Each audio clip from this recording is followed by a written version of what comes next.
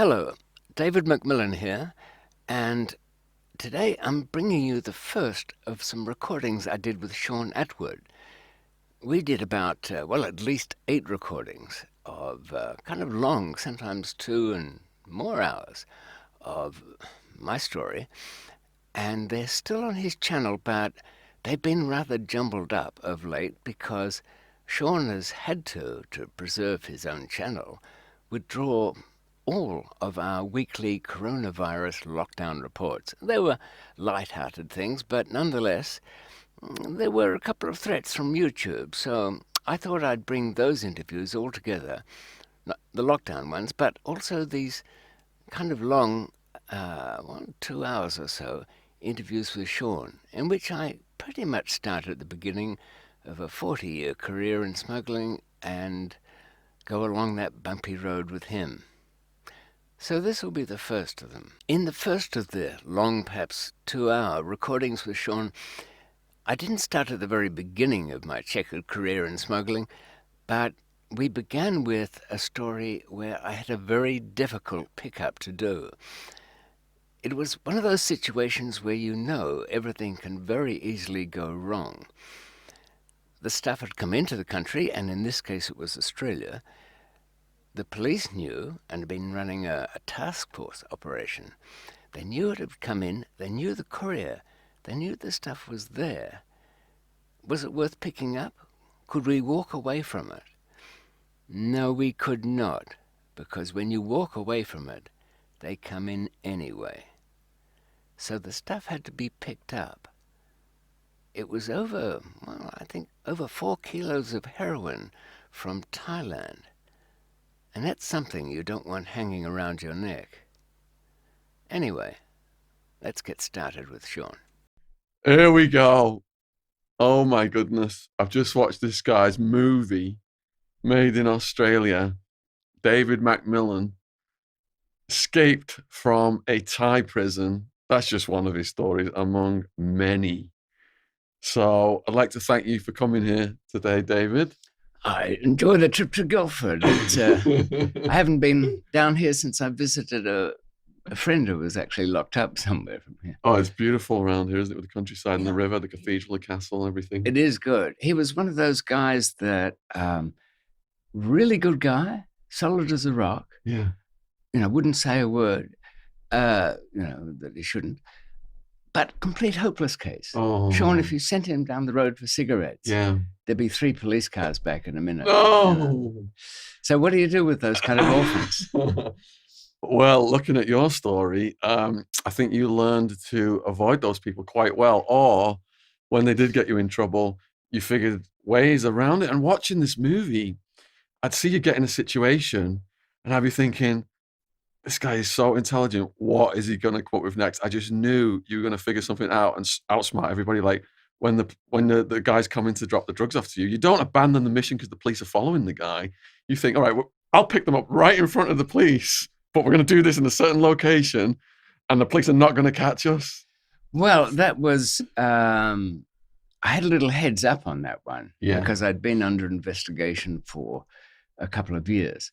And I knew they had a lot of money and a lot of resources. So, as you say, there were the goods there. Are you going to happily abandon $500,000? Let's explain what the goods were, where they were coming from, what was going on at this point in your life. I'd retired. I'd got to 23 and, it seemed like a good age to hang up the spurs. And this is in Australia? Yes. Yeah. I was born here, but moved to Australia as a child. And a friend of mine came to me with a problem. Now, often problems can seem intriguing. I'm sure this has happened to you, where somebody's had such an interesting problem. You think, well, I shouldn't really get involved. And his was this. A Thai businessman that was bringing cutlery boxes from Thailand with heroin pressed into it was in a hotel room in the city. He knew that the police were aware of him and were waiting to grab at the moment of the big swap. And he was inclined to leave town. as any sensible person would. But after we haggled a bit over what humble recompense I would get for taking an interest, I kind of took when you're young and you actually take stands on things, I thought, no, why should they spoil everybody's fun there? So, but mostly it was trying to figure out a solution to it. So I had to find a place where the police radios wouldn't function. And we had scanners in those days. They don't work now, people should know, because they're encrypted signals on the police channels. But it was great back then in 1980, this was. So then I planted a couple of cars around in the area,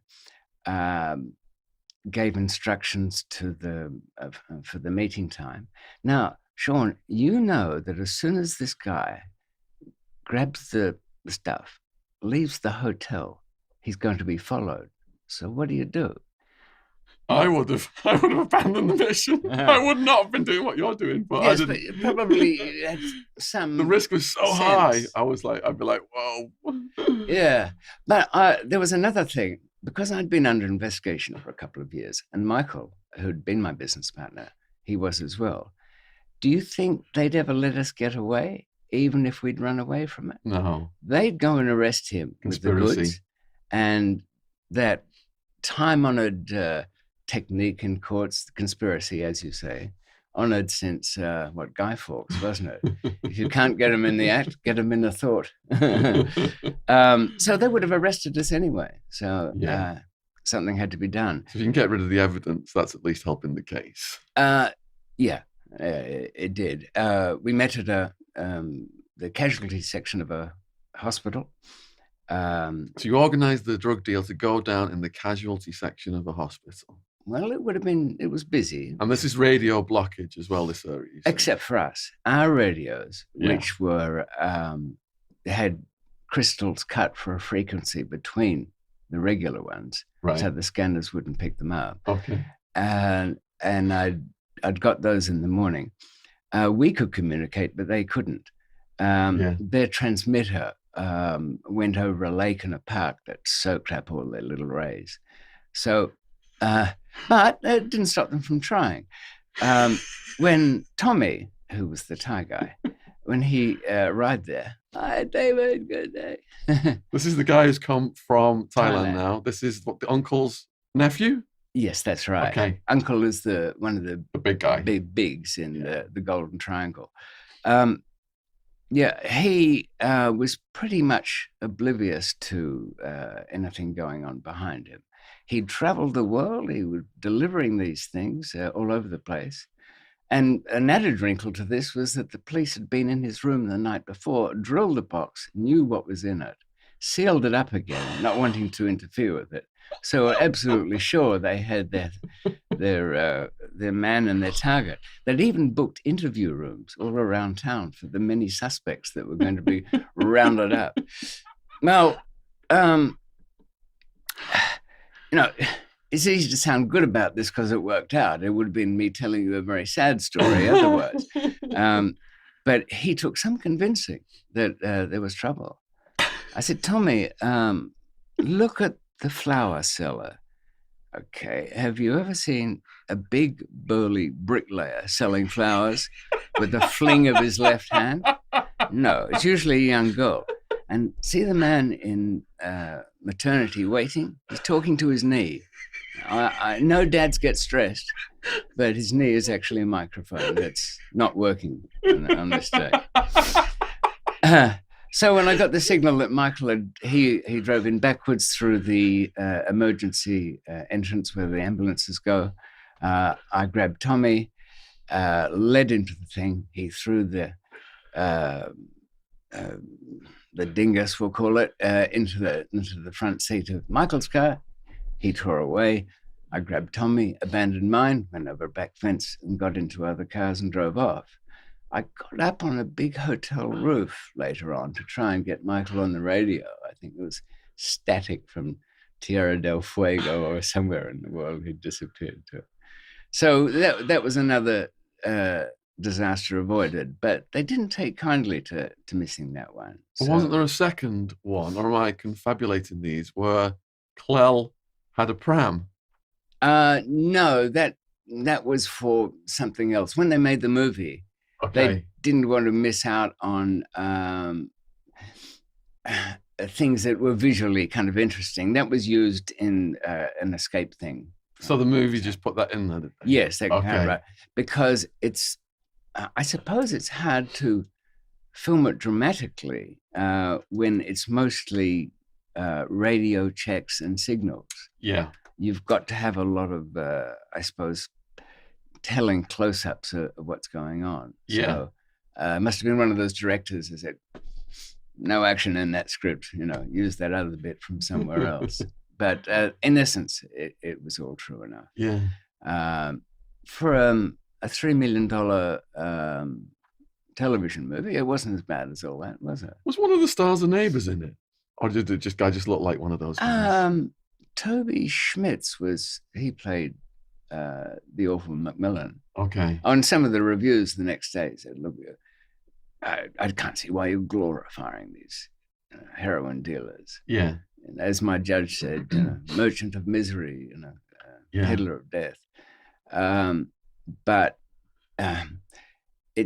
even some of my friends who were kind of sympathetic to the days when we started out doing weed from a grocery store, later on they'd sort of say to me, yeah, David, but heroin, is there any good side to this?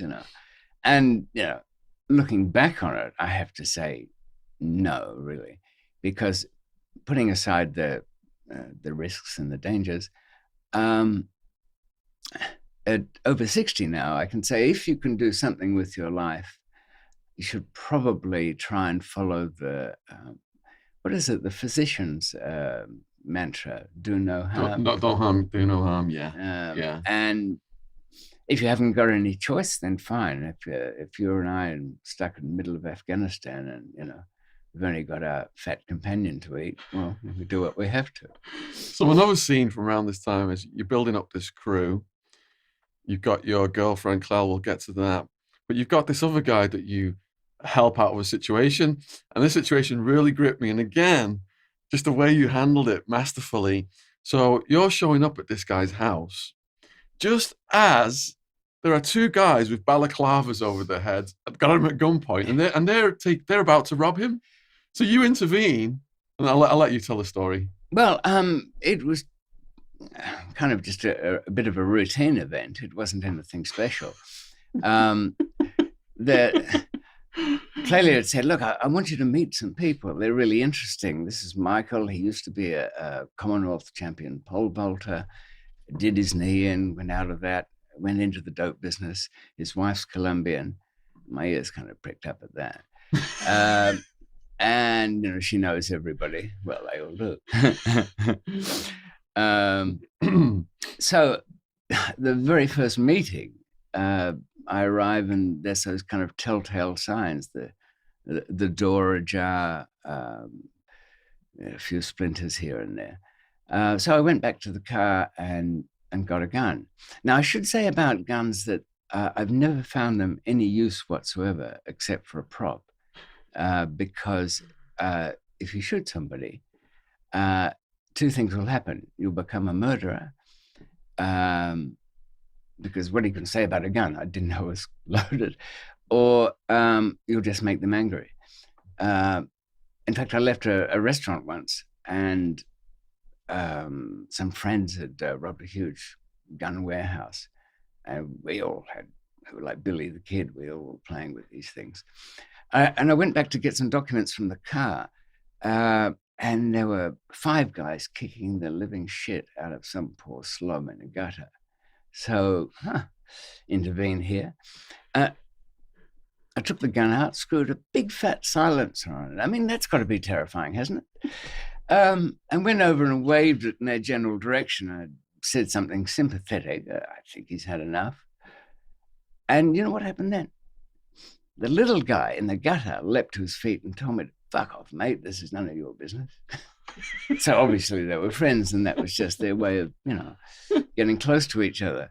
But I'd learned from that mostly they do no good. So when I Is went that an into Australian thing? People have a tough attitude towards guns out there.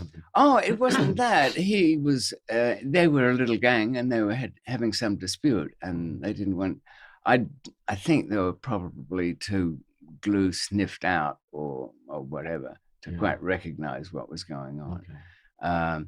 But when I was at Michael's place, the other thing that, as I stood at the doorway, I heard the voices and I knew one of them, Lou. One of the robbers? Yeah. He was,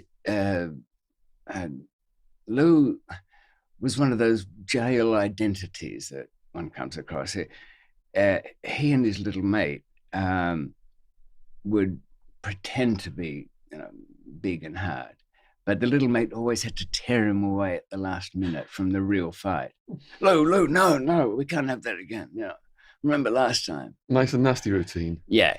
So the kind of social mechanics of it fell to pieces when I walked in because he recognized me. And I spoke to him like I'd met him down the corner shop. So let's just set the scene a bit here. So these two guys, balaclavas on the heads, have got your prospective friend at gunpoint, and you now walk in through the door with a gun, holding them at gunpoint. Is that what happened? Yes. I waited to pick my moment until the shotgun had been lowered, and then to raise it would have been caught. And where was the shotgun then? Coffee table. The big guy was holding it on. Yeah, Sportsman. That's right. Yeah. And why did you wait until he lowered the shotgun? Because I knew if he'd want to swing it around, he'd hit the coffee table, and he would have lost the moment. So I had it pointing at him. But I went straight into a normal conversation. That's sort of disarming in its own way, isn't it? Yes. Don't mind the gun, Lou. What the hell are you doing here? Take that sock off your face, too. Oh, hi, Dave. That was the other one, yeah. What was his response? Well, he had to gather his composure and then almost immediately started making excuse. But these guys don't share. And I've heard that before. What does that mean? Well, I guess it means that if you've got a business, you go looking for losers to give your money to because that would be sharing. It's just something people say when they don't know what to say next. So because he was already in the process of, and quite a few of these home invaders do it, buddying up to the people they're robbing, saying, well, if you haven't got all the money tonight, I can come back tomorrow night, and all that kind of thing. I don't know why they do that, but I think they're used to just robbing their friends, so they probably want to make friends first and then steal from them. But Michael turned out to be an interesting and very loyal friend. Did the robbers just depart then? I said, Lou, you'll have to go. I've got to see this man about some things, and you don't want to get in between all of that. Okay, so it's probably the people watching this probably thinking that they're missing something here. In the underworld, in the crime world, there are hierarchies, and there are local big bosses that are respected by the lower people, and they're aware that big bosses can have things done to anyone within that community. So the fact that you walked in there and these two armed robbers just left like that, within the structure of the underworld, these guys must have known you were perhaps at a higher place than them? They would have known a couple of things. That the way I kept myself safe, I went in the beginning with a bunch of hippies into the weed business, and then met some safecrackers who are into the sort of A-class drugs. But as I went on and started importing and making a lot of money, I realized that I'd have to protect myself, and the best way to do that was by proxy. In other words, people knew that if something happened to me, the big income for a lot of these very frank businessman, if I can call it that, Yes. would not, the income would be interrupted. So they wouldn't want that at all. It's for somebody to interfere with anything I was doing means they'd have to kind of completely go off the reservation. Whatever they did, they'd then be on the run. And I wouldn't have to do anything. Business associates would be doing it. But mostly prevention is best. You know, one of the most useful things is people have a fear of the unknown. Imagine London villains, like stick insects, they fight with each other because that's their closest competitor. You know, they don't recognize a rhinoceros, but something unknown is fearful. Because I traveled the world and had friends from other countries, they might think whereas they could outfight or bluff their way through a local villain turning on them. If 3 Mexicans turned up with nothing but Polaroid photographs to go on and kept killing everybody that bore a resemblance to the photograph, then that would be scary. So I actually got the idea from a big, pretty much a gangster. I suppose he was. He was did armed robberies, big drug deals. He had this Lebanese guy at his side, lithe, nimble, a little overdressed. I wouldn't say he cleaned his fingernails with a knife, but he knew he had one somewhere on him. And there'd be signals exchanged with this guy. No, steady there. No, don't kill this one. All of that. But his name was Danny, the gangster. I said, Danny, I could have sworn I've seen this guy somewhere before. Oh, well, you know, I met him in Lebanon, and, you know, I say, no, not that speech. He's a waiter in a restaurant in Sydney, isn't he? Yeah, don't tell anyone. What he'd done was he sort of dressed him up, and he looked the part, kind of so dangerous, that giving the cover story that it helped out the family, and, you know, this kid was forever grateful and kill anybody on sight. It was perfect. Of course, because your real killer shouldn't be somebody who looks the part.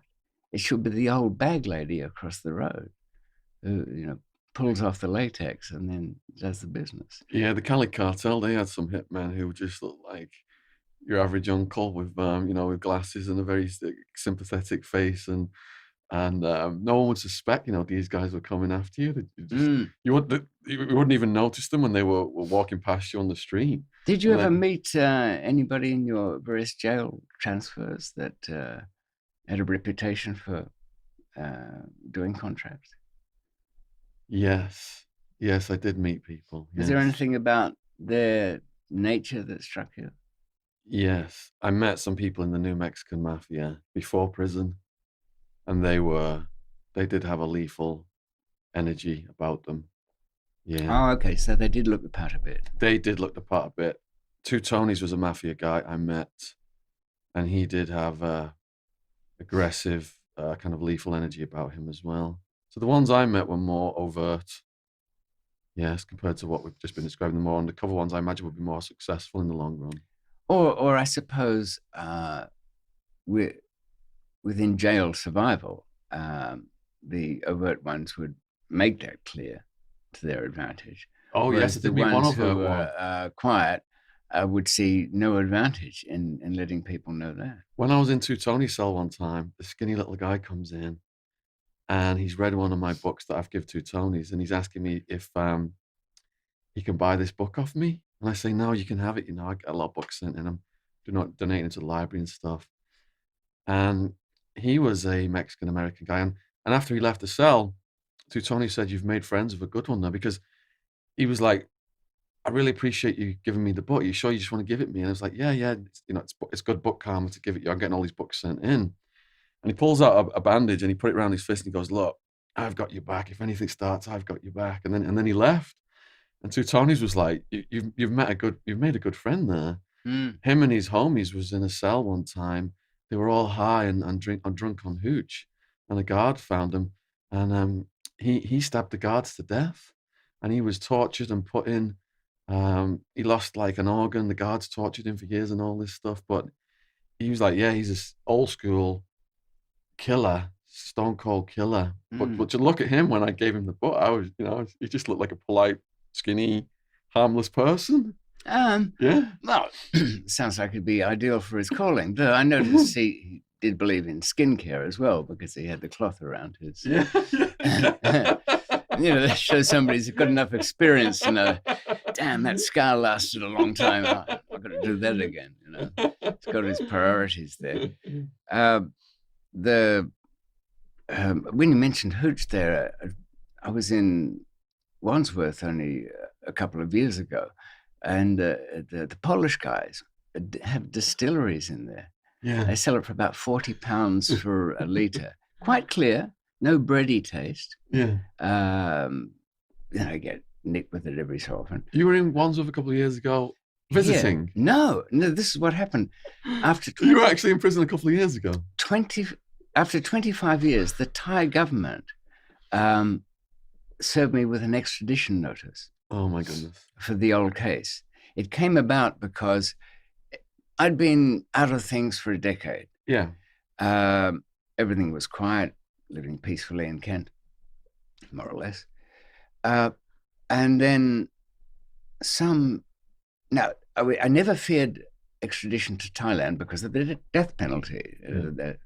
The British government wouldn't do it. However, his name escapes me, but some half-wit killed a U.S. Marine in Pattaya, or Phuket, I think, in Thailand. Now, he came back to the UK.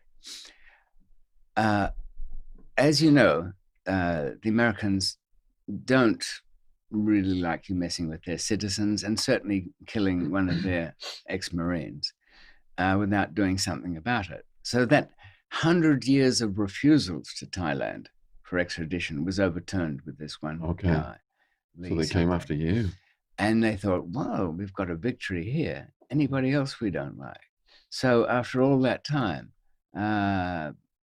some police turned up to see me and said, they had that look about them that you're coming with us. And there I was. And Wandsworth was where they held the extradition cases. Grief. It wasn't looking good in the beginning because the Thai government was giving lots of guarantees about that I wouldn't be executed, that I would be possibly on death row for the rest of my life, which wouldn't be too long on death row. It's very hard to live on death row in Thailand, expensive.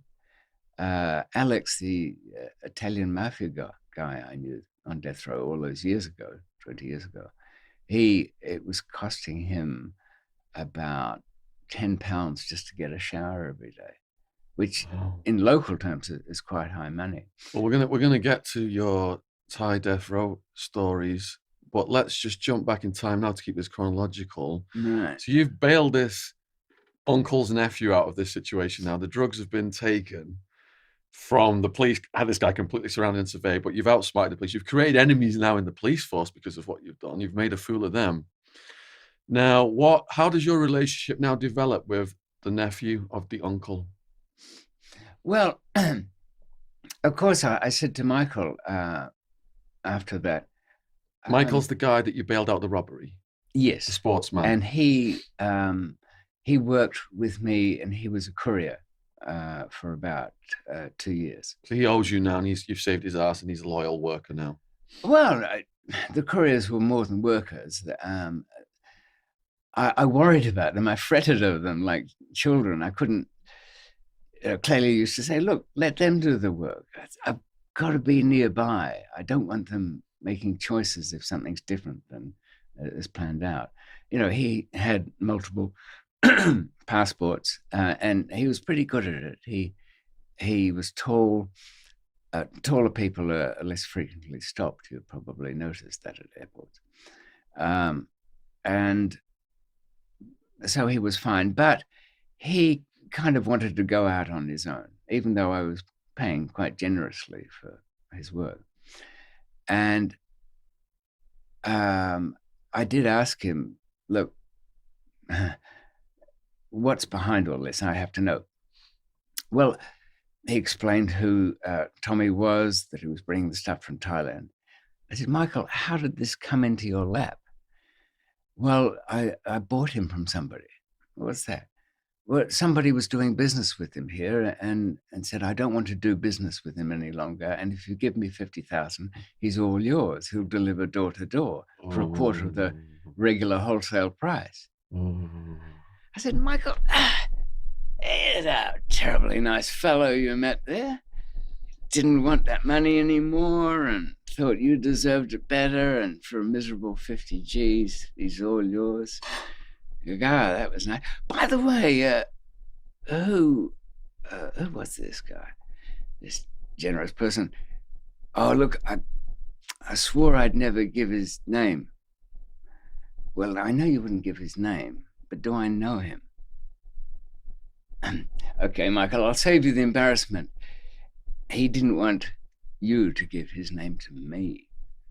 He didn't want you coming. David, look, yeah, it was another Michael. Howard, anyway, we'll call him. Don't you think Howard would have had some reason to give you this guy? And of course, it turned out to be true. Howard had been doing business with him. The Thai man leaves his house, police run in. Howard's trying to flush half a kilo down the toilet. He's nicked. He's in real trouble here. The only thing he can say to the police is, I can give you McMillan Sullivan. Really? And so that was the deal. So he sells the Thai national to Michael. He starts doing business with him. It all goes tits up very quickly. And that was how it was meant to be. So once I knew that, I realized this was not going to stop. So we had to try and stop him from coming back to Australia or anywhere else. But he took some convincing. And I suppose there's lots of things that could have done better, but he did come back, empty-handed, as it were. He just came back to collect some money, but the police acted out of nervousness. They thought this was a 2-year task force operation. It was quite a lot of money spent on it. Now, you or I suppose anybody, if you're up to some mischief, and then you find out that £1 million has been spent following you around, are they going to go back to their boss and say, nothing to it, that Shaun's clean as a whistle, or we just can't get him on anything, so what's next, huh? More trips to Europe, more fancy cars and special officers. I mean, they've got their own department for all of this. No, the boss is going to say, get out there and pinch them for something littering with intent to supply. And that's what happened. The big arrest happened in the usual way. Doors kicked in the morning. Funny thing, I had a German Shepherd called Sasha, and she would usually yap her head off if there was somebody at the door. I'd been up all night, nervous over something. I'd watched Scott of the Antarctica, fretting about him being in his tent. Only another 10 miles, I'm saying. There's a can full of supplies, but his feet were knackered. I mean, anyway, so I'm a bit sleepy. I hear the key go into the front door. It opens, it hits the chain. Then the beginning of sledgehammers. And this was the difference. The sledgehammers were not the panicky banging away of robbers or intruders, because I was reaching for a gun and I thought, wait a minute, slowly, we've got all day. Left the gun. I said, Clell, get ready for a long one. So we're stashing little things around the place. We all got arrested. There were no drugs found. It was a messy case. It had to be conspiracy. All the couriers were contacted and said nothing. The case, as good as these cases ever go, was looking all right. in that sense. All the people who worked for me didn't want to say anything. Um, it was not easy to get. People have trouble if they behave badly in the business, as you know. If they run around town, torturing people or robbing people's money, come court day, there's a long line of people willing to testify against them. But somebody who's liked, it's not so easy to find people. Okay, let me just halt you here then. I just want to give a bit more backstory to this at this point because you've got these main characters now. You've got Michael. Tommy is the guy bringing it in from Thailand. You've got Clelia, your girlfriend. Can you just describe how you met Clelia and what your relationship was like with her and what you guys were doing, and just describe a bit more about how you were making your money illegally before we go into the incarceration? Okay. I'd met Clelia. She was the daughter, one of four of a Australian Melbourne restaurateur.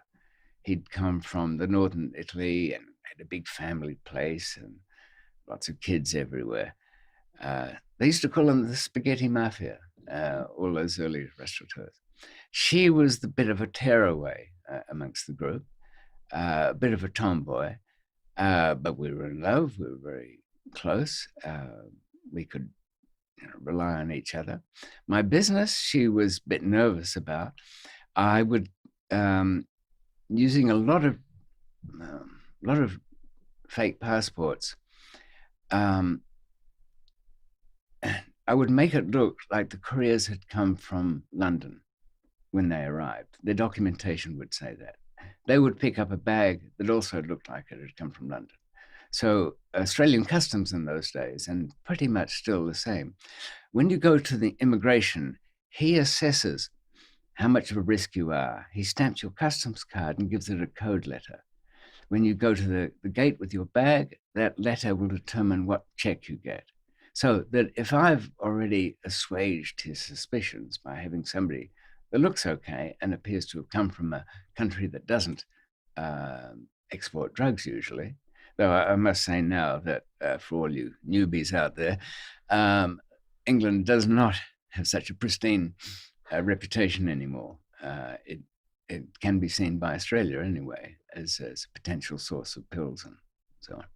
Anyway, it wasn't in those days. So there would be couriers picking up in Thailand, and it was packed in stereo boxes then. It would change hands a couple of times and, as I say, arrive back on a quite innocent looking person whose documentation backed it up. That was important. I could get passports by the bucket load in those days. Then I had my friends who sold it, not exactly wholesale. They were trying to keep it clean so that it had a very good name for itself. In fact, they had even street people who'd put it in little capsules so that you could recognize these capsules so that you knew what it was. They knew that it wasn't adulterated. So business was good for a couple of years. And was Michael one of your smugglers as well? Yes, he was. He did kind of asked me to, when he started making quite a lot of money, he did say, I'd like to do my own thing. Welcome to it, Michael. Well, at about this point, about 40 minutes into the first of our interviews, we began talking about dealing with the very big groups. Now, in this case, it was Colombians. They're the source country. They're giving it to you. But they're not operating blind. They know pretty much exactly what it's worth. You think you're getting a good deal, but pretty soon you realize you're just a small employee at the most risky end. See how it goes. Go for it. Got any contacts over there? Well, that's the thing, Dave. Can I use your guy in Thailand? Sure. And how are you going to get it back? Well, I was going to use one of those stereo things that you use. Can you? Okay, anything else? And selling it, you've had nothing but trouble. In fact, the guy who set you up for those two robbers that night. He was your best friend. You recall that, don't you? The one man you could trust. Was he able to do anything through his wife being Colombian? And you said your ear pricked up when you heard Oh that. yeah, no. Were you able to do I went to anything? Cartagena with. We all went on holiday there, and they came to me and said,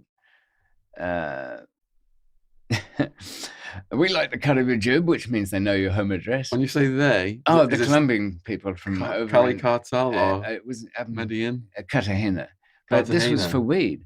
They were Okay. going to have ships come over with anywhere in the world, 12 miles off the coast, by the ton. Money, no, don't worry. Just give us 10% to cover the diesel fuel, and pay us when you can. And So you're in business with the Colombian mafia as well at this yeah, point. This is a big deal to the viewers. I mean, when a Colombian from one of those families over there says, "Shaun, don't worry about money. You pay us when you can." That's not going to be something where Jose wouldn't believe it. That money, Vegas, wild weekend, it's all gone. It's not something you can say to them. No. Yeah. And what was your first meeting like with the senior Colombians? Well, I had to. It was one of those funny meetings you probably had yourself, where your person in the middle has brought you to the table, has introduced you to sort of a friend or underling or deputy, and then through another couple of voices, somebody who can actually make a decision walks into the room, and we were in a restaurant, and I looked at him and he looked at me, and we looked sideways, this is the look. All these other people don't matter now. What city is this in? This was in Cartagena. Okay. But Are these Cali people? I had some Cali people, but Okay. that was a sort of kind of sidebar to it. That was a separate operation. Okay. They actually wanted, back in those days, they wanted China white heroin over there. I don't know quite what for. I don't think it ever went anywhere. Yeah. And really, for all the problems I've had in Thailand and Afghanistan and Pakistan over the years, I'm kind of small beer. Okay, I've had some pretty big deals, but really in terms of major players, I've never really been motivated that way. And it's more like the challenge of doing it. That was what was attractive. When you're in these meetings, like the meeting with the guy you're talking about now in Cartagena, do you fear for your life if this goes wrong? There's something I could be taken out to the desert. No, I can't see why. A big crook once said to me, he said, "David, I noticed something straight away. You've got no fear." I said, "Why shouldn't I? I'm doing good for you. It's a good thing you've met me. I won't be squealing my head off in a police station somewhere. We all know that doesn't pay. You make money. I'll have ideas that will help your business. I can't see." And they've kind of sensed that. So what did the Colombian, the big shot, what did he say then at this meeting when everyone went quiet? It's just you and him. Well, when we got a chance to talk ourselves, he said that look, you can have it wherever you want it. We've got more than we know what to do. Kilos of cocaine. Yeah, well, we were talking about shiploads of weed then, because that was easier for me to move. The coke was a bit tricky. Here's the thing with dealing with source countries. If you go to wherever it might be, and you meet somebody, if you buy it then and there for £2,000 for a kilo in Colombia, put it in your pocket and go back home, sell it for 35 straight, it's a good day. But if the guy who gave it to you is not some farmer, but a biggish businessman, they know to the penny what you're going to get for it here. Exactly how much. And even if you're running your operation, I've had people in different countries say to me, when I've had my own smuggling routes and things like that, "David, can you listen? Just throw a few of my kilos in there with yours. Well, sort of make room for it somehow, yeah. And then what? Give it to your man over there? Yeah. Oh, if you like, you could sell it for me. Uh-huh. And you can see where it's going. You'd end up working for that person. All the stuff would be no, yours got lost, but mine still got through. Yeah, and that's 31,500, by the way, not 30. That's how easy it is to slip into it there. But there's also the risk. I had operations in Mexico. You're going out there for the first time. If it's not a £100 million deal or £10 million deal or something, if it's lesser than that, then sometimes these smaller guys, compared to what the police and the big mafia are doing, are working with the local police. They'll sell you the drugs. Yeah. You go down the road. Next thing, you're pulled over because the guy who sold it to you is working with the police. Were you worried something like that might happen? I was aware of it. Yeah. Particularly so in the early days in Thailand, and I sold that, I guess, by good fortune. I met somebody I knew had never done anything apart from very minor deals, and then kind of built him up so that he had good Chiang Mai connections.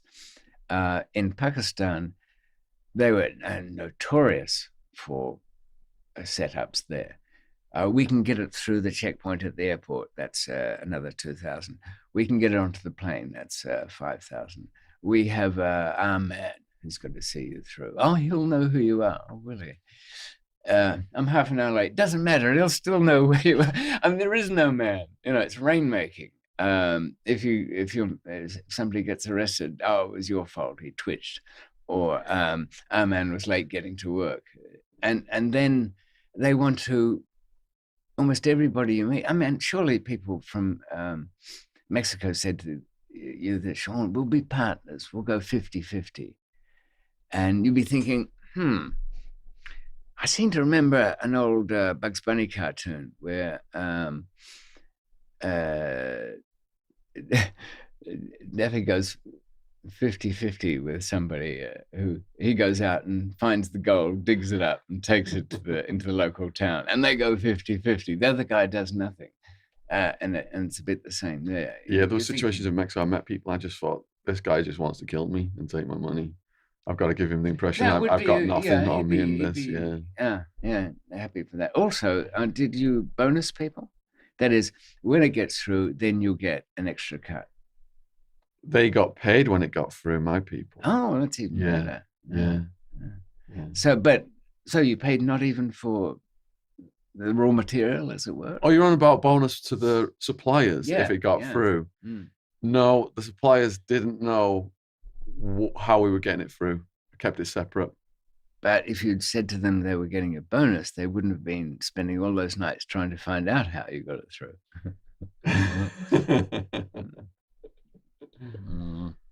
I didn't want to risk them knowing everything was compartmentalized to keep. That's ideal. Yeah. But in some places, in some countries, even if you're going back to your supplier and saying, there you are, you've made 5 times what you'd normally make, they'd say, yeah, but I don't sleep thinking about what you're making. So they wanted to try and add some bonus to it themselves. And I always found by adding that little bit extra on after everything went through, then they'd say, that'll do. Yeah. I don't have to pay the cops or anything like that. It's good to be generous to a point, yeah. I mean, paying policemen, well, I suppose there is that principle, are you going to pay somebody for not doing his job? Imagine you're having a plasterer come in. Right, don't plaster that wall, and I'll give you some extra if you don't plaster that wall. That's what you're paying policemen for. I definitely won't do my job. Yeah, you can rely on me. I'm your man for not doing my job. So you said about doing weed deals with the Colombians. Did that escalate into coke deals? Different people. What were they in Colombia? Yeah, in Cali. That was the Cali cartel then, was it? Somewhere, well, this is a situation as I understood it from working there. All sorts of beyond the country sources, everything from very small time growers to kitchen laboratories from Peru and Bolivia. And going through Lima. and Tulkan, that little airport. Tulkan's a funny airport. They don't want anybody to get arrested there because they're so busy doing it in bulk down underneath. No, I didn't see that. Yeah, just keep going. So some girl with some ridiculously high heels on, and she was dressed to the nines at Cali, snapping down the corridor, looking really good.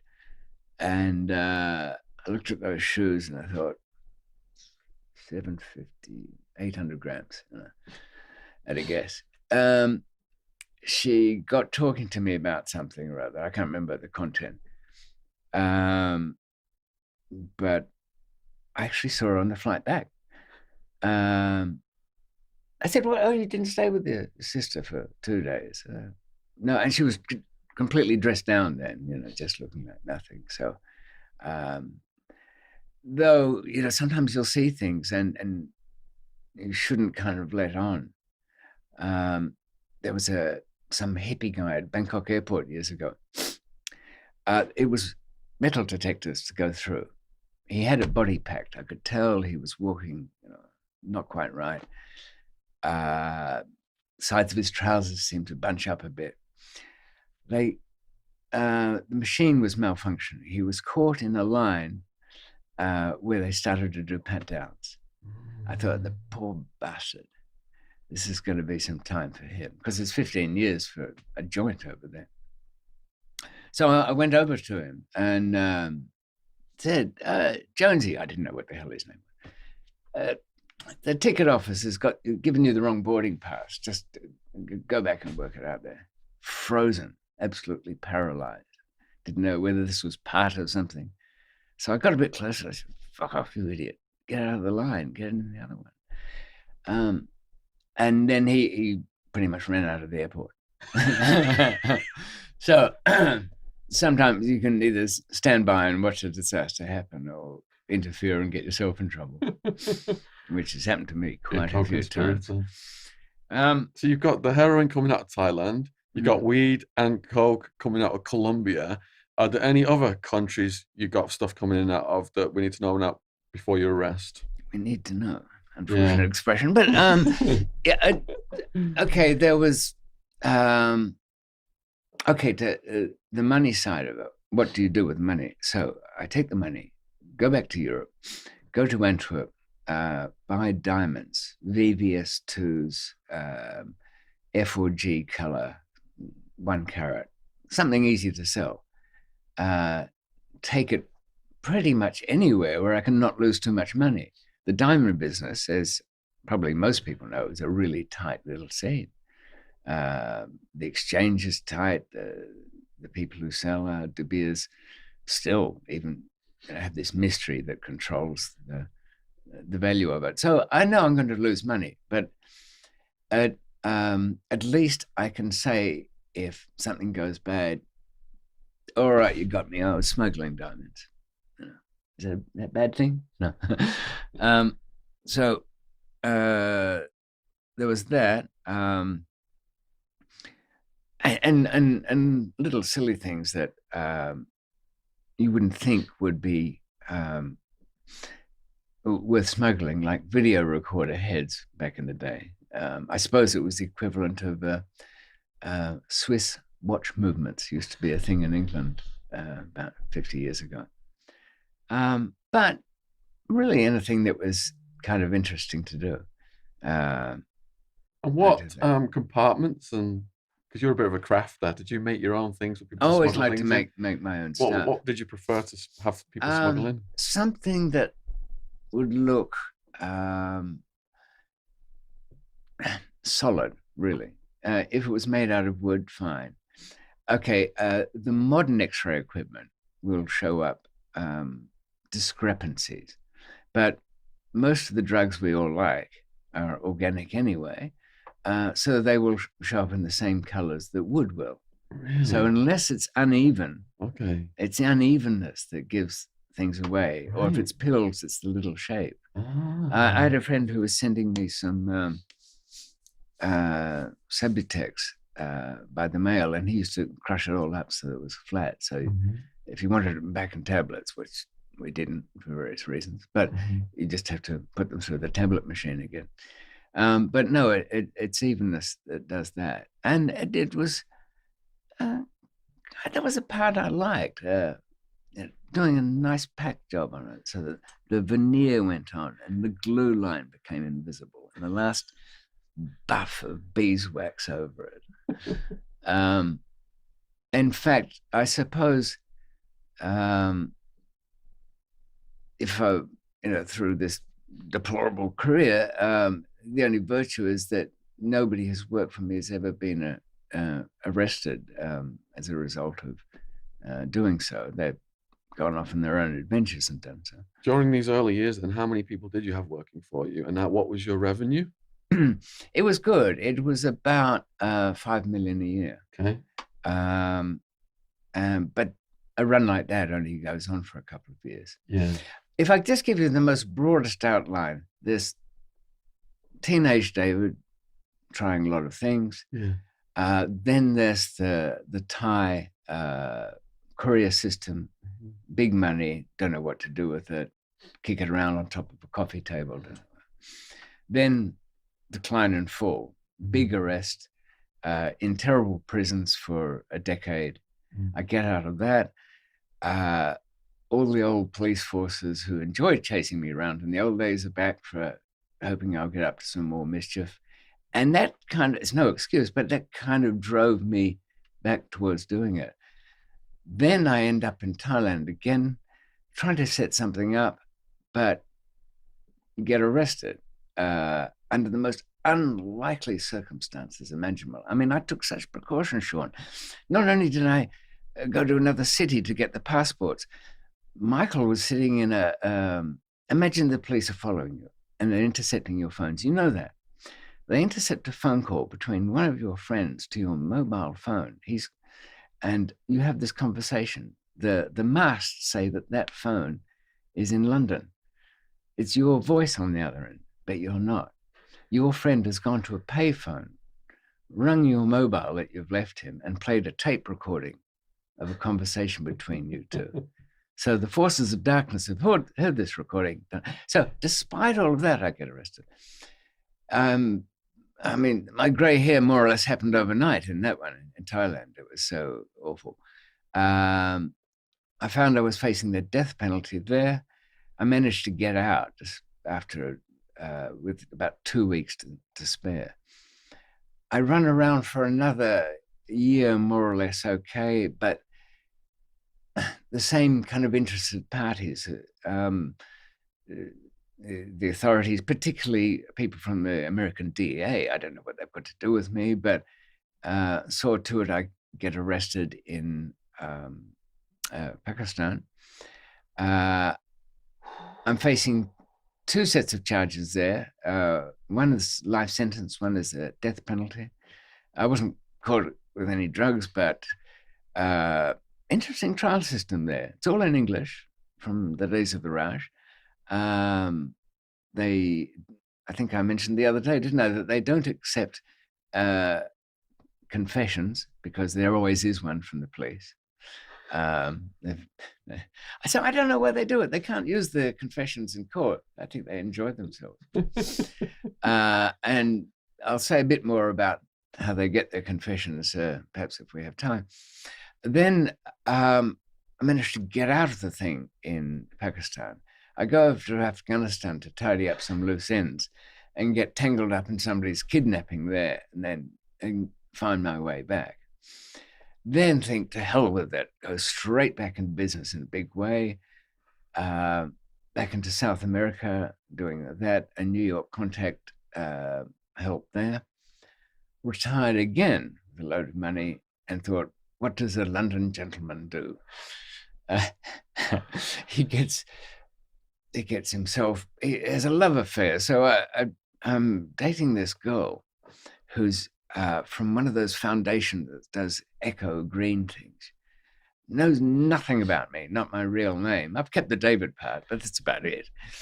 In fact, in the new book, Unforgiving Destiny, I kind of go into the relationship with her quite a bit because there's this crazy thing where I'm she said, well, what do you do? For all I know, you could be a drug launderer or a money trafficker. I said, Eloise, I think they do that the other way around. It's more useful. And sort of courting her at Blake's and the Portobello Hotel. And yet a week later, I'll be over in the Badlands of Afghanistan, sort of swapping shots and drinks with some other bunch of people. So that all went bad there. And finally, after a little trouble in Denmark, then I've just had enough. It does wear you out. That's the grand overview. Yeah. Let me see what time. Of course, things couldn't go all well forever. And I suppose, depending on your point of view, the sad part of the story happens with a big arrest. Well, it was certainly sad for me. And for some, they might be cheering as the police steam in, and a big trial follows. It turned ugly from the very beginning. Time it is. We've done an hour already, and we're only at your first arrest in Thailand. This is, I mean, if you're up for it, I think this is going to have to be a multi-podcast series. How do you guys in YouTube land feel about this? Would you like to see this in detail over multiple podcasts? Anyway, put your feedback in the comments, because my mind is just blown by this story. That would also give me a chance to read more of your book and come up with more questions and get more detail out of your thing in the long run. But let's keep going for now. So chronologically now, you've just got arrested now. You've been running this operation. So they've arrested you, Clell, Michael. Is Tommy in the mix here as well? Tommy's arrested. Yep. He was vital to the look of the thing. Okay. And some hippie guy, Brendan, from Scott's Head in New South Wales, that has nothing to do with anything except that he knew Tommy from years before. With a conspiracy, it's an unlawful agreement, isn't it? If you and I say, sure, let's rob the Bank of England. You say, Dave, sounds like a damn fine idea. We have then committed the crime of conspiracy, an unlawful agreement. So, and you've got a much better chance of getting a conviction if you're a prosecutor, because you can throw in all sorts of vague stuff. We went to trial. Just before the trial, several things happened to make it worse. Because there were no drugs, they handed out indemnities to all the couriers. Why did the couriers so happily change from knowing nothing to I'll testify against him? Because something very bad happened that they were told was the beginning of kill all witnesses. It wasn't anything of the kind, but part of their policy, when they arrested 4 or 5 of us, that didn't work. They arrested everybody else they could find, family members. My mother was dragged in. Oh, dear. She wasn't locked up, but whatever jewelry she had, they said, oh, that's all stolen.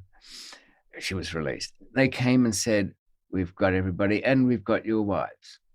That's Michael's wife, Marie, and mine, Clelia. This made a bit of a wrinkle to it. Whereas you can sit back and say, go for it, boys. I'll just put my feet up and catch up on my reading in prison. See what you can do.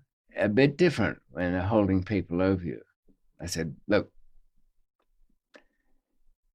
I said nothing. I said, we'll see if they get bail. If the girls get bail, then there's nothing on them. The 2 girls couldn't get bail. They were in the women's prison. One night I was in my cell, in the men's prison, of course, and they had no TVs. It was a radio broadcast. They had the 11 o'clock news at night. Last story, there was a fire at the women's prison. 3 fatalities. So after a less than easy night's rest, after all, there's only, 100 and something women in the whole prison, Michael and I charge out, look at each other, head for the main desk. One of the officers we half knew, what's the story? Dave, we're just, haven't got all the information in. Look, can't say. What you can't say is all right or it's not all right. Look, yeah, I'll make a couple of calls. I said to Michael, this is this is awful because I haven't heard of anybody taken in for treatment. I've heard fatalities. So none of the screws would look at us. I'm not saying they were all bubbling over with sympathy, but they didn't like dope dealers and particularly people involved in heroin. So, but when you get the next call, which is, you've got a visit, go for it. Wandering up there by ourselves, turn the corner and the whole family are there behind the screen. That was it. And whose whole family is that? All of my family in Michael's side, all of his family and the Colombian family, they're all there. And I was like, but alive? No. So conversations which have been kind of glib and light with my lawyer, who was a big hippie defense lawyer, got people off a cannabis charge that was the wrong kind. Pretty flexible guy, you can imagine. The conversations would go like this. He'd come in and say, well, we've got this material from the courts. Raina, there's a telephone number. Call this man. I want guns and I want him at the court next time I'm there. I just wanted to go insane. And this wasn't like instantaneously. This was for quite a while because they kept tripping over. They'd gone to the couriers and said the girls were killed. It wasn't that. There was one of them. They put a little half-wit arsonist informer in their dormitory, and she started a fire, and it was all wood, the whole dormitory covered in steel. And so she was mentally ill, this woman, the arsonist. Yes, yeah, she was a little. And the police had put her in with your girlfriend, yeah, and with she was cell with the Colombian lady as well. And then she wasn't getting the information, and she just went nuts and started a fire. Not entirely nuts. The fire was, as I understood it, to get them moved somewhere else, to bring them closer together, to have something in common, a little protest. It wasn't run around and torch the place, but it was designed to break them down. I mean, look at where we are. We're in a confined space. Yeah. I don't think getting 12 boxes of matches and everything you could and burning on the carpet would be a good idea. It's always an embarrassment for governments when they kill their inmates. Doesn't look good. But one by one, the couriers all took the offer, a complete indemnity, and including the introduction man that I mentioned before, the one who brought Tommy the Thai, brought him into our lives. He not only took the indemnity, but took the opportunity when he was in the stand to confess to a bunch of crimes because he could never then be charged for them. When the families were there and you saw them, which family member was it told you specifically that your girlfriend had died? Well, my mother was there. She was in tears already. Clelia's brother, Mario, was there. And he was in tears and kind of blubbering it out. Did you know just seeing the tears then? As soon as we turned the corner and I looked down one way and saw all of them not right, a bunch of people not right. Down the other room, Michael's people not right. Some of the family had flown from Colombia. I looked at him briefly, but I just wanted to know. And then when I got close enough, there wasn't. I listened. I participated. You're in shock. I was crying. In that part of yourself, when something very bad happens, is often its own thing. there's somewhere in there is a rational person, but you're almost a witness to this other one behaving strangely and tears and a kind of empty rage. If something happens to somebody that you're close to, or something that's really wrong, you can feel anger and a call to action. But this is different. When something's taken away from you, something so eviscerating and emptying as that, there's nothing there. As well as that anger and call to action, there was an impotence of being incarcerated. That you Oh, couldn't- completely. And guilt. Let's not forget guilt. Whatever the circumstances, she'd been struck by lightning. Something about my life had brought this upon her. I mean, you know, she was a tearaway. Things could have happened. But it's not the point. Something about my life did this. And was the attitude of her family that you were responsible, or were they just heartbroken? And I expected that her family would feel I was responsible, but they didn't. The old man who had the restaurants, he went out of his way to send me a message that no, everything's okay. Up until the police sent his double-dealing lawyer to go and tell him that David had something to do with it. So the police So, are now going to use this to their advantage. Yeah, you might say, oh, that just sounds petty. Why would they do that?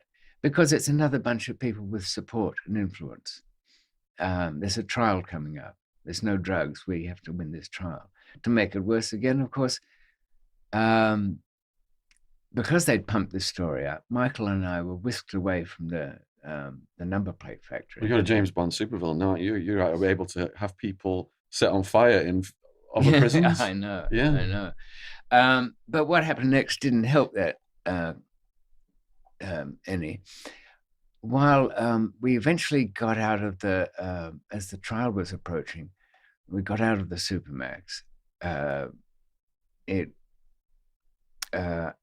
back into the regular part of the prison, working in the number plate factory. And a big presses there. They used to call them the never get out machine because of the noise they made. What was the difference between the Supermax and the general huge, but I'll be back there in a minute, so I can tell you then. I'm in number plates, and we've got a little scheme going to escape. But it's not, the scheme that we really had, which was the old-fashioned way over the wall, was interrupted by my friend and accountant coming to me and saying, your old mate, Tony Moynihan from the Philippines, has been in touch. Lord Moynihan. Tony Moynihan. He's sending somebody to get you out of prison.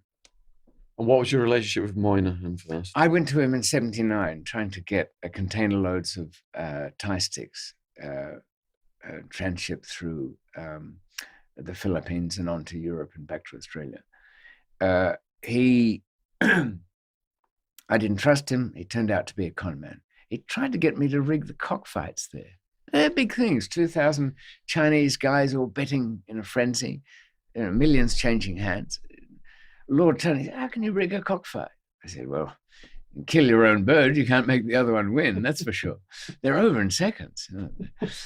So one part of me is saying, yeah, you could get an explosive capsule in the neck of your own bird. Bet on the other one. But I'm overlooking what somebody told me days later, an old cameraman friend there. He said, he's the biggest swindler in town.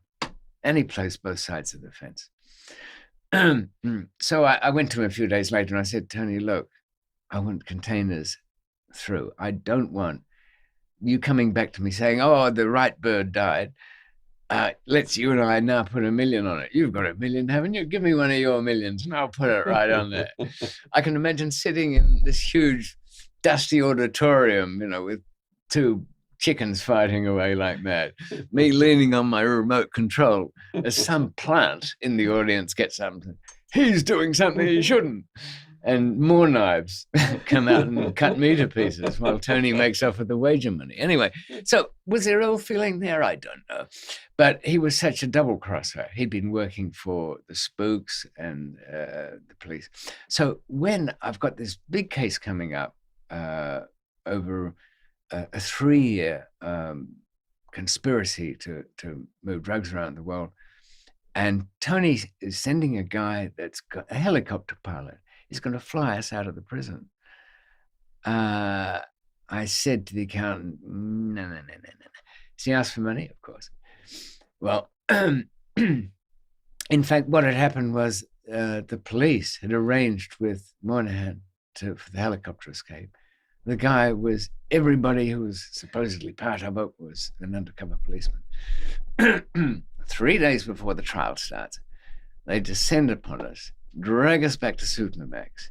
We're being kicked by the guards all the way over there, or prison officers, they insist on, and saying things like, shoot at us from helicopters and from the towers and all that, bastards.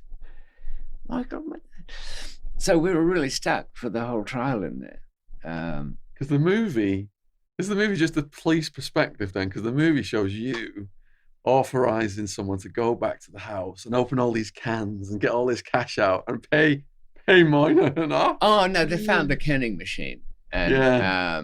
They wanted to know where the other cans were. Yeah. They were pretty awful about that. I mean, they moved into, it was the early days of confiscations. They moved into our houses, partied there for weeks, even caused trouble for local police who only found out that they were this special task force. Shit in the pool, burn the paintings, wreck everything else. But that's just stuff. It doesn't really mean much. And was it true that you had this nemesis that was the head of that task force that the movie shows? He was young back then. In the Australian police. The Australian police before the DEA. Oh yeah, there was a neighbour and yet somebody else who was very ambitious back there. The DEA man didn't appear until the big trial, in which it went for 6 months. There were 119 witnesses, apart from all these indemnified ones. The jury asked quite early on. You can imagine they're hearing somebody stand up. Yes, I worked as a courier. I made $500,000. Somebody else. Yeah, I sold there was no sellers, but I built machines for him. I did this. The jury stopped the trial and asked the judge, these other people, are they already sentenced or are they going to trial themselves? And the judge was in the very awkward position of having to say, well, no, they have taken an agreement that for their testimony, they'll never be charged with anything. It really, you could see them all looking at each other, tearing up pieces of paper. You can, in a very long trial, a long trial can be a good trial. If anybody finds him or herself in trial, if it's a complex one, drag it out because they come to know you. Now, you might be a completely loathsome person, in which case they're going to convict. But if they quite like, sure, he's all right. Guilty as hell, but we'll let him go. The short ones can be too brutal like that. And also the opportunity for the prosecution to make mistakes. The hippie, by the way, who was on trial with us, was a good guy because he didn't say anything. And also because not only did he hold fire, but he was lucky too.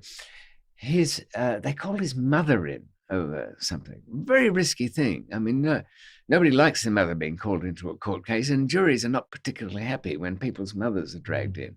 Now, Mrs. Healy, Brendan's mother, the hippie, she was a real mom's apple pie kind of woman. Grey hair, white gloves, twin set and pearls, baking apple pies, you can bet. And nervous as anything of being dragged in. And all she had to say was something about, yes, there was a car in the driveway. There was a QC running it. His junior couldn't help himself. They don't get much to do, a junior in a court case. Leapt to his feet. Mrs. Healy, your son, he was a lot of dodgy friends that he is. Yeah.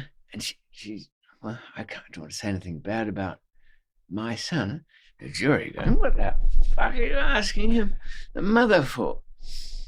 But he kept on it. The QC's trying. Managing a jury is not just the job of the lawyers.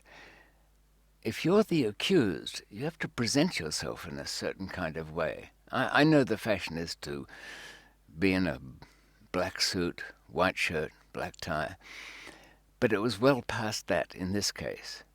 This trial had been going on for months, and the jury had a life of their own. At one point we even started singing to them, and I mentioned that in the interview. It was actually the Nylons' a cappella song, Not That Kind of Man. Oddly enough, it's been hard to find a copy of that, but while you make yourself a cup of tea or coffee, let's hear a bit of the Nylons with their recording of Not That Kind of Man. And it does show you the period, and we didn't sing it quite as well as the Nylons did to that jury, but the fact we got it out at all was something of an achievement. You're tired of playing games, trying to understand that I'm not that kind of man.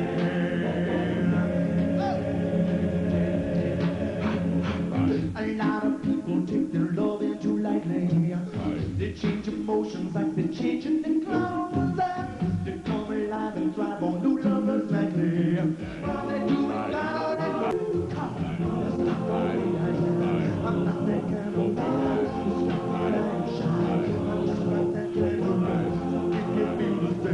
You're tired of playing games, trying to understand that I'm not that kind of man. Oh,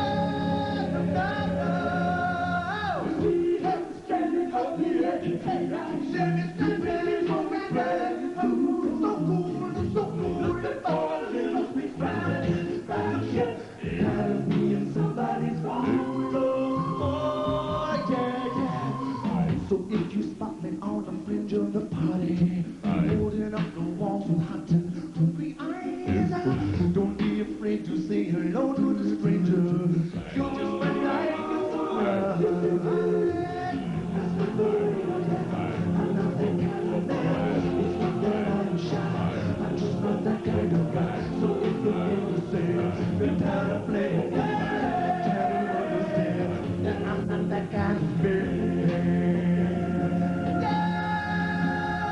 Trying to drag him down. Let's just say they're the kind of people who and the jury wouldn't have it. They acquitted him. They came back specially after the trial went out and looked at the prosecutor and said, there you are, happy with yourselves? Call somebody's mother in? Huh? Do it to me and see what happens. So that went on, and the jury went out for a week, called for a picnic, wanted there were no drugs in the trial, so the prosecution sent for a sample. Sent for a sample? How'd they do that? They got a special license to import heroin. Yeah. Flew to Thailand, bought some, brought it back. Must have waved that very interesting piece of paper around at customs when they got back. Just a couple of kilos of heroin, nothing to declare really. Put it on a special stand in the courtroom. Had a SWAT team operation bringing it in. Oh, and another SWAT team operation with us in chains coming from the jail. Did they give the impression that was your heroin that they'd seized? Oh, they totally did. The jury thought that. Then big sentence in 3 years in the Supermax, which was eventually What was closed your actual down. sentence? It was 17 years. 17 years. For one count. I was acquitted of 11 out of 12 counts, and then one was enough for this judge. And what percent of your sentence do you have after serving the Australian system at that time? A little more than half at that time. So you're looking at 8. Yeah. But I had it extra because I was put on trial for the helicopter escape at the same time. Okay, so the helicopter escape was fabricated by the police. To coincide with the beginning of week 1 of the heroin trial. So that the newspapers all had it everywhere. In fact, a copy of the equivalent of the Sun was put on every juror's table with, $96 million heroin syndicate helicopter their way out of prison. They had used this massive crime boss then. Helicopter escapes, I know. murdering prisoners in other prisons. Yeah, this is from in actual fact, a third-rate cameraman and a junior television executive, I suppose. If people want to watch your movie, it's called The Man Who Got Away. And where can they find it? It's part of the Underbelly series. The Underbelly series. Yeah, they made quite a bunch of TV movies. Yeah. So that was one of them. The others are all about different people. So that's that. So when that sentence comes down, Mm. were you expecting it, or did you think you were going to get off? It was a close call. They had quite an interesting device. You could either take the stand and give evidence under oath, or give what they call an unsworn statement from the dock. You couldn't be questioned on it, but the judge warns the jury that this is an untestable statement. It's supposed to be something for people who have trouble talking or expressing themselves, or haven't got a lawyer that can say, no, I was not at the Rose and Crown on the night of the 5th. I did not hit Governor McGowan in the nose. That kind of thing. But I somewhat misused that, I have to confess. How? I spoke for 3 days from prepared notes, taking them on a magical journey. Because bear in mind, our defense was diamond smuggling. And for a little, I wanted Tommy to take the ginseng route for the defense. Can be worth 100,000 for the, a bit of ginseng root with a little willy on it and looks like a man. They sell for big money in Hong Kong. Anyway, he wouldn't go for that. Stuck to gemstones and screwed himself up. Rubies come up under X-rays, by the way. It's the aluminium in it that does it. It sounds like a massive sidetrack, but they disproved his ruby smuggling defense because they X-rayed one of the This is Tommy. cutlery boxes, Yeah. and no rubies turned up there. He should have. He'd be a free man today if he'd taken the ginseng defense. We did a lot of things with the jury. We sang to them a cappella. Yeah.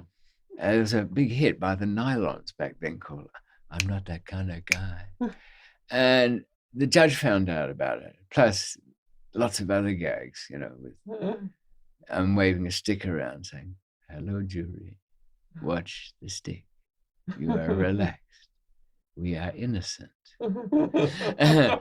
I've had enough of this, said the judge when he found out. You're not here to entertain the jury. But we were, and everybody is on trial.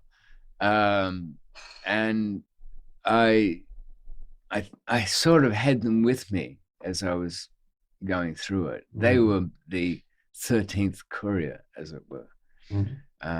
Because part of the best couriers are always people who want an exciting life, rather not do a bag load of jail if it comes to it, but feel they're utterly protected. And that was true to a degree. I mean, if somebody got arrested, I would always either buy them out or I would say, look, here's your options. Do it in pretty good comfort, cable TV, lots of food, reduced sentence. I'll say the word and you're out next week the hard way. Wall comes down. Which would have been, don't you think that'd be fun breaking somebody out of prison? Or is it my little old shorty asshole that he was? But, getting his way out on a motorbike on a tunnel in Mexico. Previous interview before this was Johnny Steele, and he broke his brother out and broke him back in. Why did he want to get in? Pardon? Oh, he got up to some mischief. Had to go back in. They put him back in, yeah. Oh. I'd heard of that kind of thing. So he had a perfect alibi. He was in there innocent for 17 years, I think, on something he hadn't done. So they did a protest with the government, and ended up getting a lot of media exposure, and ended up getting him freed. But he had to go back in because he was still technically incarcerated.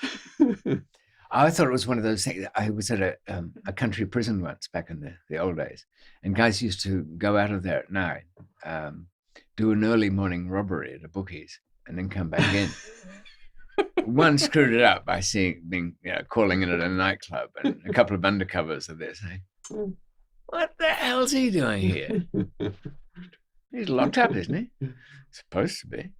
Doing it hard? Not very." It has been used for a couple of times.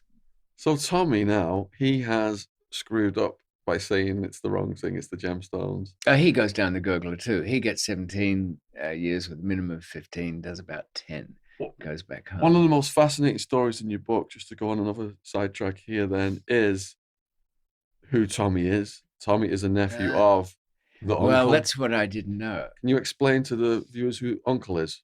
Well, And the DEA story? Oh, yeah. yeah, I couldn't understand why, when I went back to Thailand later on, I could understand why how the Australian police would have been funded for their undercover things, because they liked it. It was interesting. Then, but what were the DEA involved in it? And what I didn't know about young Tommy was that his uncle was one of the big 4, perhaps 5, if you count the White Horse brand. Well, it's not so much that they had laboratories. They were the big heroin smugglers of northern Thailand. They don't use laboratories, as you probably know. The opium's grown in a village.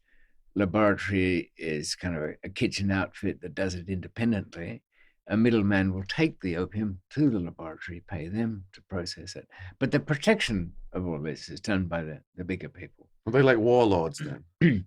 Yes, they say you can conduct your business through here. That's fine with me. They could arrange supply, but they don't need to, because that's all. They're semi-political. I mean, Kun Sa was part of the Shan state in northern Burma, wasn't it? Always after for independence. And they were funny. Whenever one of them had a birthday, they'd send elaborate gifts for each other. Now, Tommy's uncle was one of the big ones there. But why should he be particularly hated by the DEA? Well, for good reason.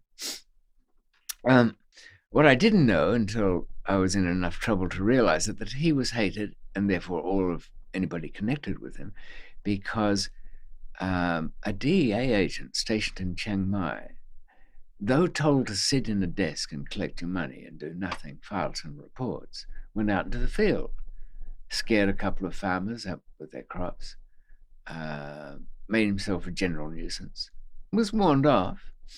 I mean, if you see the village headman one week and be seen talking to him and you're a DEA agent, when you go back the next month and find that the head of the village headman is sitting on a post somewhere, you might blame yourself, but not this guy. He kept at it.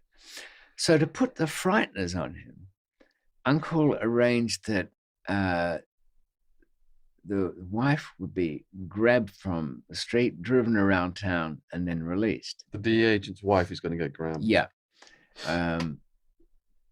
Actually, I mentioned in the new book details in his name for those that are interested in it. But the whole thing went wrong. She and the maid, this is the wife of the DEA agent, and the maid are taking the kids to school. They drop them off. Somebody comes in, grabs them. They're put in a van, driven away at speed. No, that part didn't happen because the engine broke down in the van that they were in. They end up surrounded by police, television crews there everywhere. The gunman's one's been shot dead by a local policeman and who shot back. The gunman, to keep himself alive, has taken his revolver, tied copper wire around the trigger of it, and is holding the hammer back with his thumb at the head of the wife, knowing that, well, if you kill me, won't be the only one. So Uncle hears about this, arranges 2 things in a hurry. One, to do a swap out. Some big kind of Buddhist figure, Buddhist priests, well, they're not really priests, but anyway, was going to swap places with the wife so that at least get her out of it. Because Uncle's not stupid. He knows that you can't go this far with things. Being scared's one thing, so that you've got the wife in your ear when you get back from work saying, I just got kidnapped today, you asshole. We're getting out. Before anything can be done, the Americans have got onto the biggest Thai connections they've got. The army's surrounding the place, and they're saying, we want him alive. We want to know who's behind this. But it's a hot day. Sweat's dribbling down his thumb as he's trying to keep this hammer back. It was a 38, I think, but this is closer to her head. Had to be effective, I suppose. And before the priest arrives, before the deal's done, he turns, it slips, gun goes off, she's dead. Alive, scream the Americans from down the line.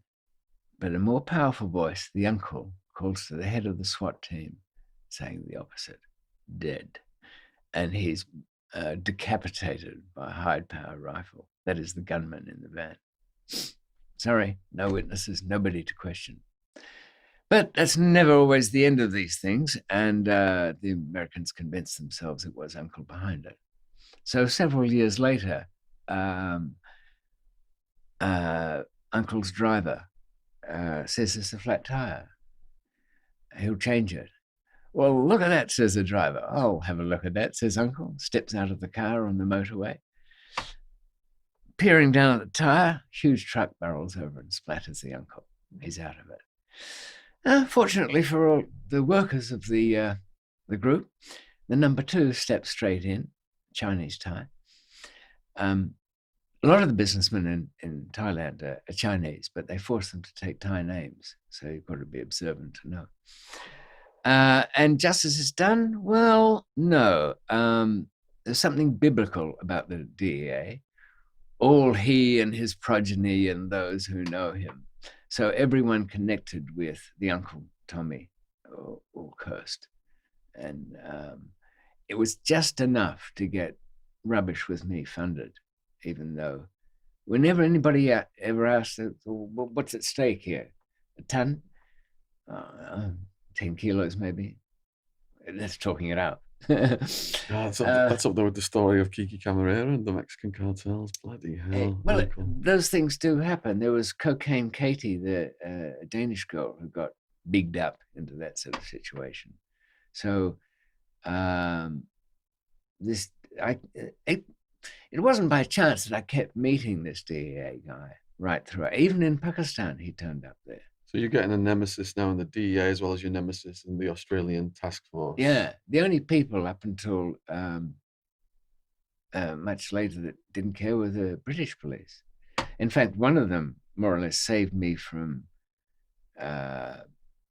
probable death in Pakistan by saying, well, you can't really torture our citizens because there's they don't like it. They just personally don't like it. It's very hard to put up with.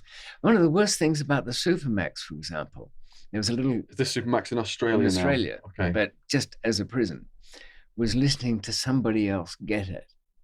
There was a women's section there, but you could hear it down these steel and metal corridors the sounds would carry. They had electric doors that would open. And the screws would like to run in at 4 o'clock in the morning and beat you up and all that. And the guys kind of got used to it.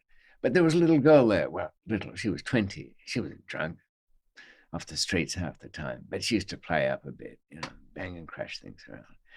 And one night there, some of the bruisers went in and chained her up to the toilet and gave her a pounding. Do they use sticks or anything? No, they just kicked her all over the place. But these were huge guys. Yeah. And I said to some of the wingmates the next day, I said, I don't know about you, but that was worse listening to that than them coming in to get me. He said, it's true, though. Even if the guy next door to you, you feel really bad. If they come in on you, they're not going to kill you. Yeah. But so those things, but we are civilized more or less in the West, whatever anybody thinks, and generally don't go too far. But in Pakistan, they don't really believe in any such thing. If anybody's ever had a question that they've asked themselves, which has a possibly horrible answer, like perhaps a young Shaun asked himself, I wonder how I'd handle a bit of jail, or what if I was in a room full of guys who kill me? And I think I asked myself when I was at some age, how would I cope with being tortured? I don't think I'd like it. Well, yes, but you don't really know why until it happens. This is a good teaser for the Pakistan stuff. But let's go back to you just got sentenced. Mm. Well, yeah, and the first there was appeals. It all came to nothing. With the helicopter escape and everything else, it was pretty hard to move. But in fact, there was an escape that, just to keep my hand in, I was involved in the Supermax. So you've been sentenced, you're in Supermax, and now you're doing a genuine escape. You're planning a genuine escape. Yes. Okay. But I don't want to go with them. Because... the other inmates have planned this? Oh, yeah. No, there were 6 of them in on it. Okay. One friend of mine and 3 others. 2 of them are murderers I don't much like, because they're the kind of people you'd have to get rid of before they got rid of you if you went over the wall with them. One guy was okay, but a blabbermouth. 2, and another one was a complete dickhead. So he would do what he later did when we got him out, which was ring up his girlfriend straight away. He should just run police headquarters. It would have been saved a phone call. So, but nonetheless, an escape is always worth having a bit of a hand in. And this was quite a challenge because the Supermax was within another prison, and it was all steel, electronic, cameraed up. You couldn't open 2 doors at a time. Exercise yard had steel mesh over it. In short, we'd arranged it to distract the guards they were in a locked-in control board system, to distract them with nonsense about you had to be let out to have a shower and sign for a razor blade, all that. While the other guys pretended to play cards, a card game with the cameras on one side. There was a blind spot. Broom handles and mop handles for their heads as they dripped away one by one. In the corridor, making sure that the doors are opening, is Clever Trevor, the artist, who's using paints that smell a bit. Could you open? No, I don't want to go out in the yard at night, but just the outside vent to let the fumes out. Then, could you close that one? Because I need to go and get a cup of tea. The guard on duty that night, he was at his control panel. He said, look at that. I'm lit up like a Christmas tree tonight. I thought, you wait till tomorrow. You'll be lit up then. Right? So slowly they've all got into the end. And in the way that escapes go, the guys cut through to the top of the roof of the Supermax, then came back in. And one of them, who was like a triple murderer, had every reason to leave, said, Dave, looking good, we go tomorrow night. I said, Robert, you go tonight. You're not coming back in. If you don't go tonight, this won't hold. It just won't. And it's true, even from the escape in Thailand, if I'd have left it another night, as people asked, well, you don't survive that one. So there was a little suspicion over that, but eventually they let me through. I ended up towards the end of the sentence at a ridiculous country house prison where I'm running a cafe there. And that's 8-9 years later. Yeah. Can you just describe a bit what Australian Supermax prison was like back then? This was closed. It was called Jaika Jaika. They had to move everybody out of there. It held 48. The death toll every year was about 20. People would kill each other in there the first chance they got. Somebody I knew the units only had 6 people in them, but it was very intense. There's nothing to do. You have to sign for toilet paper just about. The food's all shit and it's sitting in the corridors for hours before you get it. You can't do anything. What was an average meal? What was it? Last year's lamb chops sitting on a window. I don't know. It was just, Australian prison food is not terrific in the first place. Yeah. But we had our little rackets. Yeah. I mean, we used to dry out bread and rub the 2 pieces together and you make a kind of flour. And they let you buy a sort of sandwich maker. So you could mix that with milk and an egg and make a kind of ersatz pancake or something. But the screws had all gone natty too. They were all in ratty. One of them filled his gun full of, or loaded up his gun, ran into the staff room and shot every one of them. Luckily, it was blanks. They didn't want to work with him anymore. There were protests, suicides, which are not easy to do in a room that's been purpose-built with steel, everything. The bed was concrete, a solid block. And then that big escape from there. How did they kill themselves then? What you've got to do is tear up your sheets so that you get strangled by the electronic door when it's opened.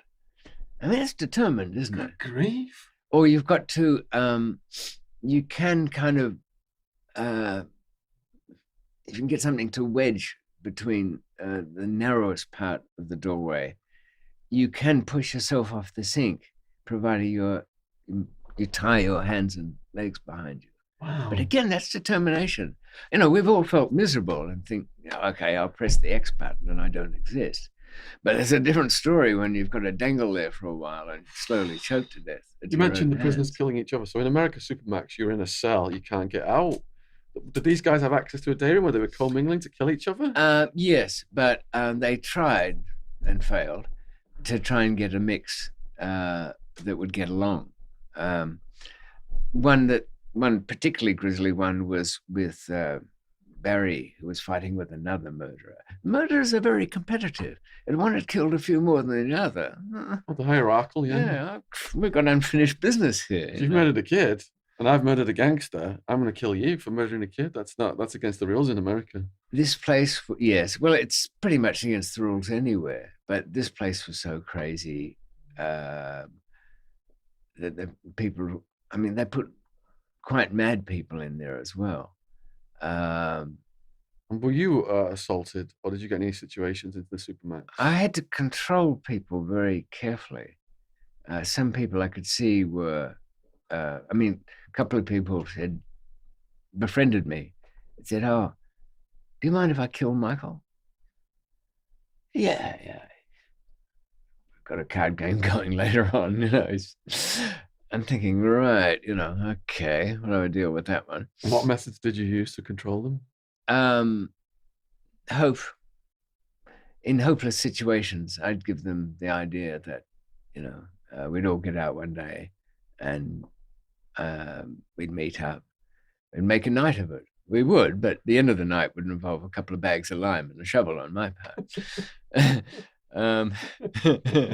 They were so bad, you just wouldn't want to let them on the loose. You know, the kind of people, if you saw them in your neighborhood, come in, they're going to see you. Cameras around here.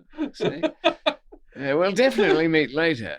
And you mentioned the triple murder was in on the escape. Do you know who he'd murdered? Yeah, he was a bastard anyway. He deserved to die 1,000 times over. He killed, not anybody could fight back. One weakling, and some girl that he'd stabbed to death like 100 times or something. Oh, no. And had the nerve to bounce around the prison like he was a man or something. Yeah. People who were not like that, like from my old safe-cracking friends from there, when they got the opportunity, they'd finish them off. But they weren't going to do another life sentence on their crappy behalf. Yeah. And a lot of, you know, so many of those guys that were, you know, really good. You know, the kind of people you don't have any contact with. You're in some weird place and you finally get through that phone call and you start to explain it. And the guy says, he's packing something at 3 a.m. Shaun, don't tell me anything. Just what have I got to bring, how much, and when, you know. Very hard. And I'd always hang on to those sort of people. But that is the understanding. You've got to be there for them as they are for you. And it's very reassuring. And in Thailand, I had that. I had friends. And I was surrounded by people, you know, schmuck couriers who've been just used cheaply and then abandoned. Others who just wandered into something. One guy was in there in Thailand that they had to send him back out to get arrested because he'd been ratted out to the police, but the police missed the call. So they said, "What are you doing? Welcome back." "No, we've got another job for you tomorrow." And they send him back to get him arrested as part of the deal. So Michael, anyway. Is Michael fearing for his life in Supermax in Australia? Is Tommy in there with you? Are you guys protecting each other? Are you a group? They were both. Tommy was an albatross around my neck. Really? Having to try and steer him into a sensible trial. And then Michael was a bit, I mean, he was an art teacher. He wasn't, I once tried to give him a bit of jail slang so he'd know the words or explain what they were. Back in those days, a zac, which was sixpence, meant 6 months. It really goes back to the British Navy 1,000 years ago or something. Anyway, and he'd poo-pooed me back there. David, don't explain all that to me. I'll never need to know that. The day we were arrested and arrived at the prison, we were in the shower rooms and people are getting shoved all over the place. And for me, the sort of trustee, they call them billets there, they call it something else here. Anyway, somebody was bringing us a cup of tea in china cups as all the rest were fighting over. Good tea, Michael. I said, now that we're here, would you care to know the rest of those slang words, or will you just pick them up as you go along, will you? So he kind of changed his view about, being a pompous twit, but it would still come out from time to time, and he didn't take it well. I mean, our wife's deaths were just very hard to take, but I was younger. I guess I recovered better. How long were you in shock for? 3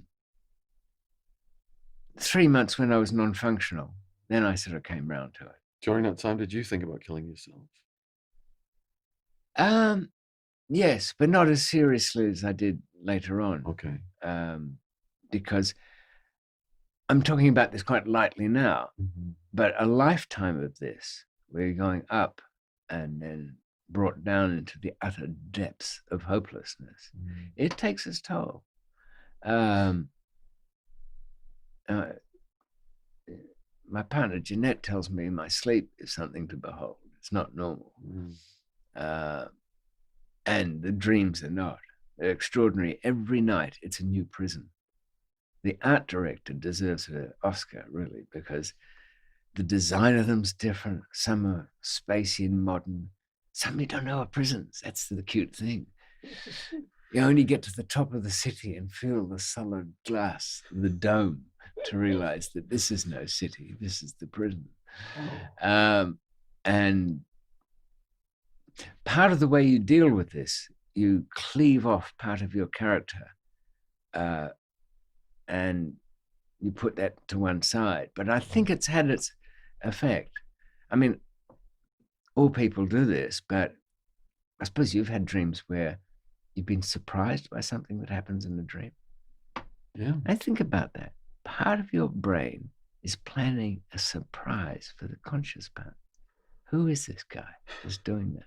But I meet all sorts of characters who reveal themselves to be something else later on, and you can tell. But so the prison's there all the time.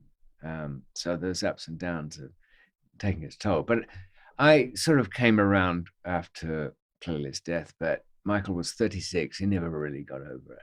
There were times in that Supermax he just wanted to be dead. Wasn't she pregnant, his wife, as well? Yeah. Did she have the baby? She just had the baby. So the baby survived the fire? Baby survived, little Shaun, and all the worst outcomes there. The Colombian parents offered to take him, which would have been the perfect answer. New world, new life, grown up with influence and money and lots of aunties to love him. But a little selfishly, Michael wouldn't sign the release on that one. Why? He told me because he'd never be able to see him and all of that. I said, well, it's about him or you? And his own mum had taken the baby on and let it be hard for her. And I still couldn't get it. And so he grew up a mess. But that's always the curse of these. That's just something else to feel guilty about, really. As you know, the drug world is the most peculiar crime amongst all crimes. Can we imagine a day comes when, oh yeah, you can murder people tomorrow. Oh, you can rob people's houses. And yet a drug will be legalized. So what was the mistake in the first place? why the life sentences? Why the death sentences? Don't you think that'll force the price up? Don't you think that'll bring in people who are a little bit nastier than the gentlefolk in the hills who are growing a bit of weed? If you make heroin illegal, don't you think they'll get it somewhere where it ain't so good? I don't know. It is so mad at my age. I can't understand it except a total weakness I agree with you. part of drug political world. Drug laws have created the drug problem. Pablo could get a kilo of coca paste for $60, and it was going for 60,000 a kilo on this kilo of cocaine in America. So they made worthless plants worth more than gold. The drug laws. Doesn't matter what it is. Let's imagine, Shaun, tomorrow peanuts are outlawed. No reason for it, something or other. I mean, there was a garlic war years ago, but it's another story. And a whole generation goes past. You're saying to your son, who's dabbling in, well, they're just peanuts. You're not onto the walnuts. No, not the hard stuff, not the Brazils. Don't even talk about them. And you say to your son, look, I understand there's no sensible thing behind that law, but look at those nut dealers in their big cars and gold chains. And there was a killing last week. Somebody choked to death, and that was because of bad nuts. And some little lone voice back there said, well, what's it illegal for anyway? Oh, he's a legalizer, obvious troublemaker, round him up with the next lot. Even otherwise sensible people would feel, they hear peanut dealer and they go, whoa, who is he? It doesn't matter what it is, because in 500 years, it'll all be meaningless. As entertainments, drug-wise, we'll do on our equivalent of our phones, as we'll be able to program in the adrenaline or insulin, because all of them are just triggering electrical effects. We're programming a good time. But you know too, don't you, that if we make this pill, it doesn't have any harmful effects, you can stop taking it after 10 years and you don't even get a moment's withdrawal. Just feel damn fine. It's illegal, isn't it? In fact, I've gone the extra mile now in the UK and made that so. Everything that affects the brain is now illegal, except for nominated things, such as caffeine and tobacco. Unless and you're alcohol. a corporate entity who's profiting from everything else. Yeah. And as I think we were talking about the other day, it's very hard to make a way of legalizing the other drugs and taxing them at the proper rate, because you'll never wrest control of the black market that's already there. You'd have to undercut that black market with quality or supply or something. Yeah. So it's going to be a while, isn't it? Yeah. Definitely. So how long were you in the Supermax for then, before you go down the security level? About 3 years. And the thing that closed it down, there was a protest there by 6 of the guys in one wing. The plan was set fire to the mattresses.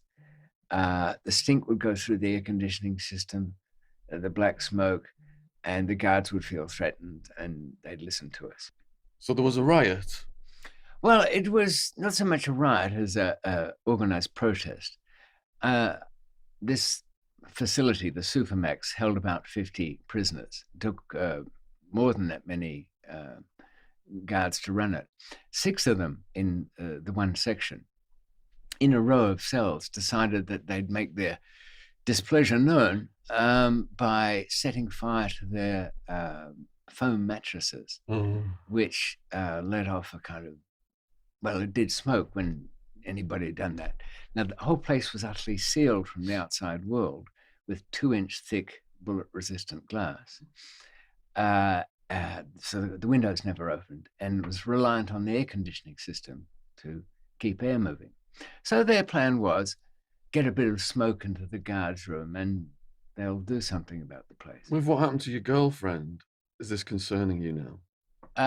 More so. Well, I heard about it through Ted, the born-again Christian kidnapper of a busload of school children. So I could believe what Ted told me, that it was going to happen. And I made sure I wasn't around.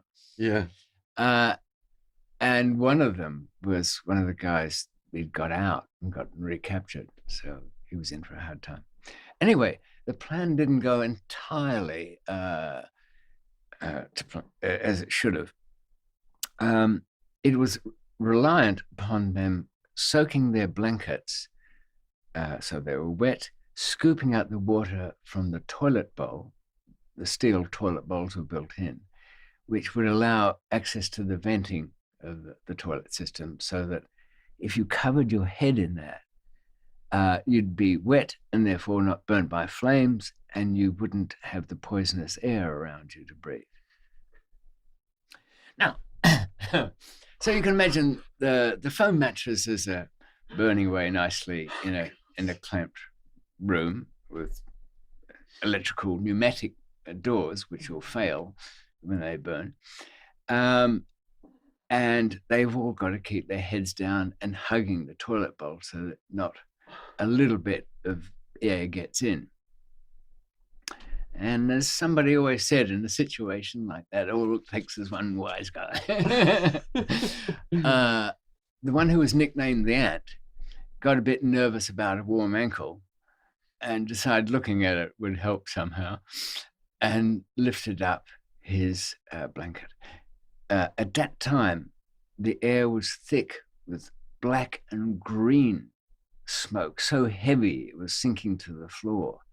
All the particles of toxic rubber in the air.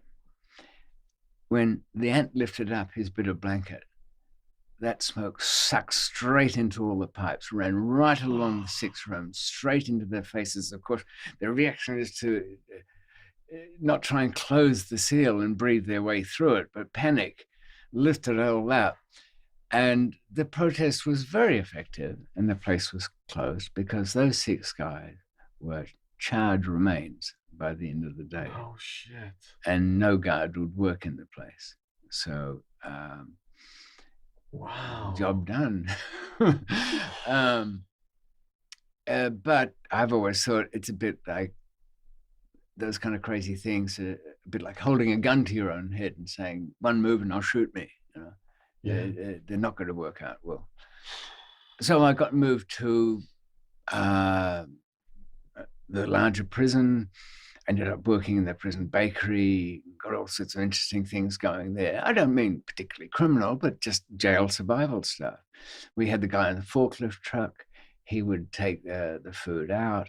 I had the butcher take out the fillet steaks from the beef. Somebody else would... I supplied speed to my boss in there, and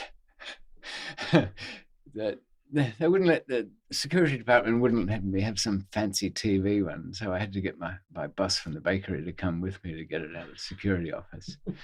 And one of the sarcastic chiefs of security turned to me as he says, he's got 3 stripes. He said, "Chief, my boss, he's struggling out the door with this TV." "Yeah, you can have your TV now, David. Tell your boy to take it to your room. Don't want anybody to see it." You know? So, life wasn't too bad there. And then, I'd learned enough about the place to more or less make the best of a bad situation. Is that the same for Tommy and David? Have they learned enough to do that? And Michael.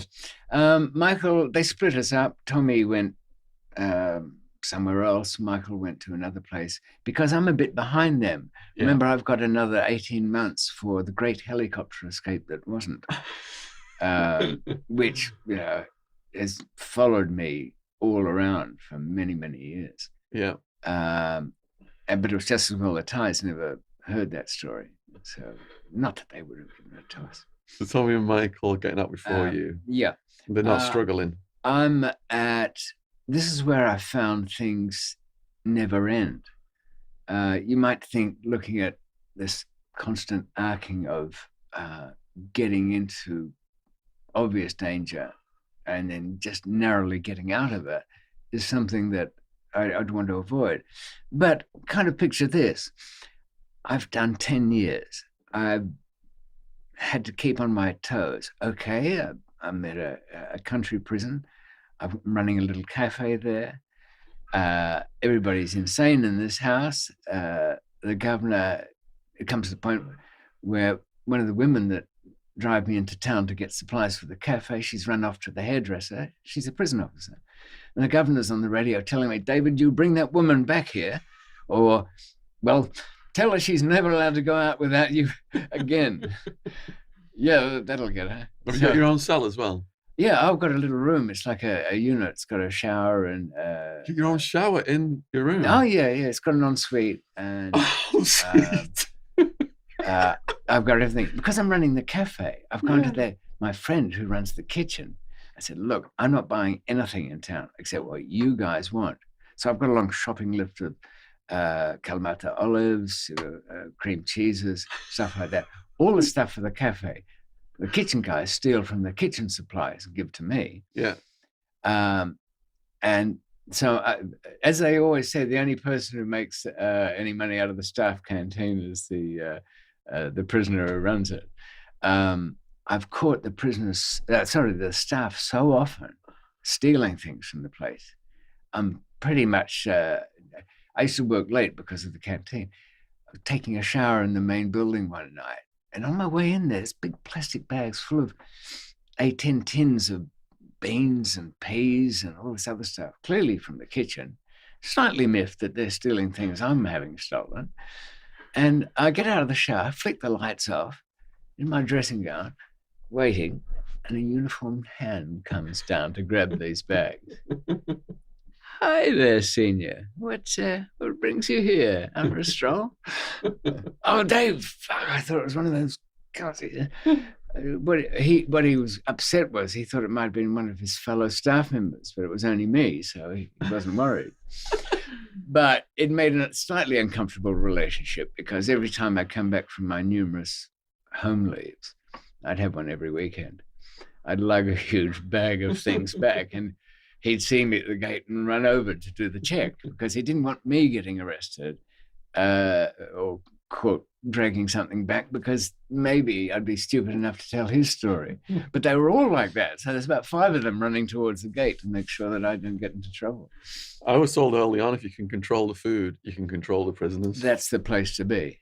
But the slightly not so good part comes in now. Just as I was getting towards the end, a couple of policemen from the old task force come to visit me on some pretext, saying, oh, here's your old spy equipment back. You can have it.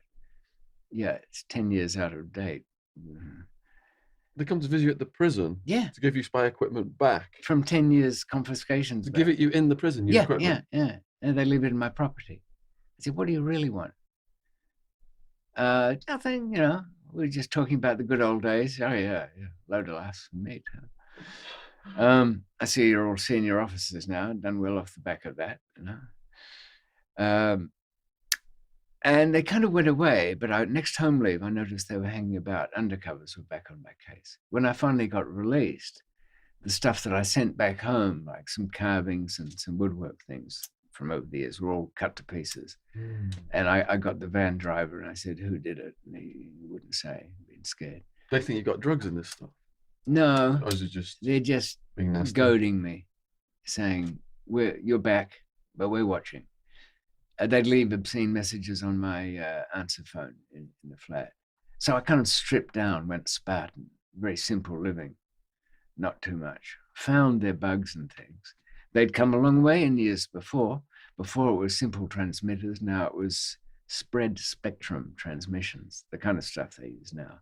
Picks a little bit of one channel and keeps jumping around them, so you can't pick them up. Are you behaving yourself on your home leaves? Are you committing crimes? No, I've got some money. Some people are very late paying me. Suddenly decided weeks before my release that it'd be a good time to do it. But I'm not rich or anything. I'm just okay. But because I met a girl, I was going out with her. They started to get to her. Don't have anything to do with him. He'll turn you into a courier. I mean, wasn't the right type anyway. but I felt hounded in, so I surfed that out. I knew they'd run out of money eventually, but then I found another load. These were federal police this time, so I thought, to hell with it, I'll leave the country, even though I was on parole. But how do I do that? Times have changed, not so easy to get false passports. When I say false, they can't be just looking like a passport. It has to be on the computer or it won't work.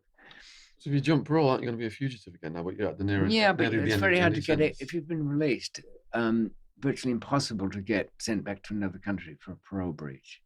They've released you and they don't like that anymore, but that's not the crime. All extraditions are, what did he do? They can't start talking about the old crime because, you know, Shaun's already served it. Like if you left the US early though I think they deported you anyway, didn't they? Yes. But if you'd somehow managed to get a local day release there and then you fled, they'd have trouble in an extradition court. Okay. Because you'll always say, wait a minute, they released this man. Yeah, but he breached the conditions. That's an internal matter. That's not something to. So I was going to go. I went to a lot of trouble to get a clean passport and to be undetected. I stopped in Thailand on the way over to Europe to pick up some money there, and then met Tommy. Now, at this stage, I didn't know about the uncle, the DEA, the dead wife in a van, you know, that they tried to put the frighteners on. I didn't know that Tommy was completely hated. And I also let him know where I was actually staying at the Oriental Hotel. And when we first started talking, I mentioned that I took the trouble to make a tape recording because I knew I was being followed and the calls were being intercepted back in Melbourne, a tape recording making it clear I was in Melbourne. So when the Americans picked me up off the back of Tommy coming down from Chiang Mai, an argument then broke out with the Australians. Well, we've got him here. He's under surveillance. No, he's not. Then it effectively, I couldn't get out of the country. I got to the airport. This was really hard to take part. Saw all around. As soon as I got to check-in, I knew something wasn't right. I could see people on the balcony. I could see people not looking at me who should have been looking at me. That's as bad as the other way around. The check-in girl referred to something on the desk and said, I've just got to do some checks on this passport. You know, me too.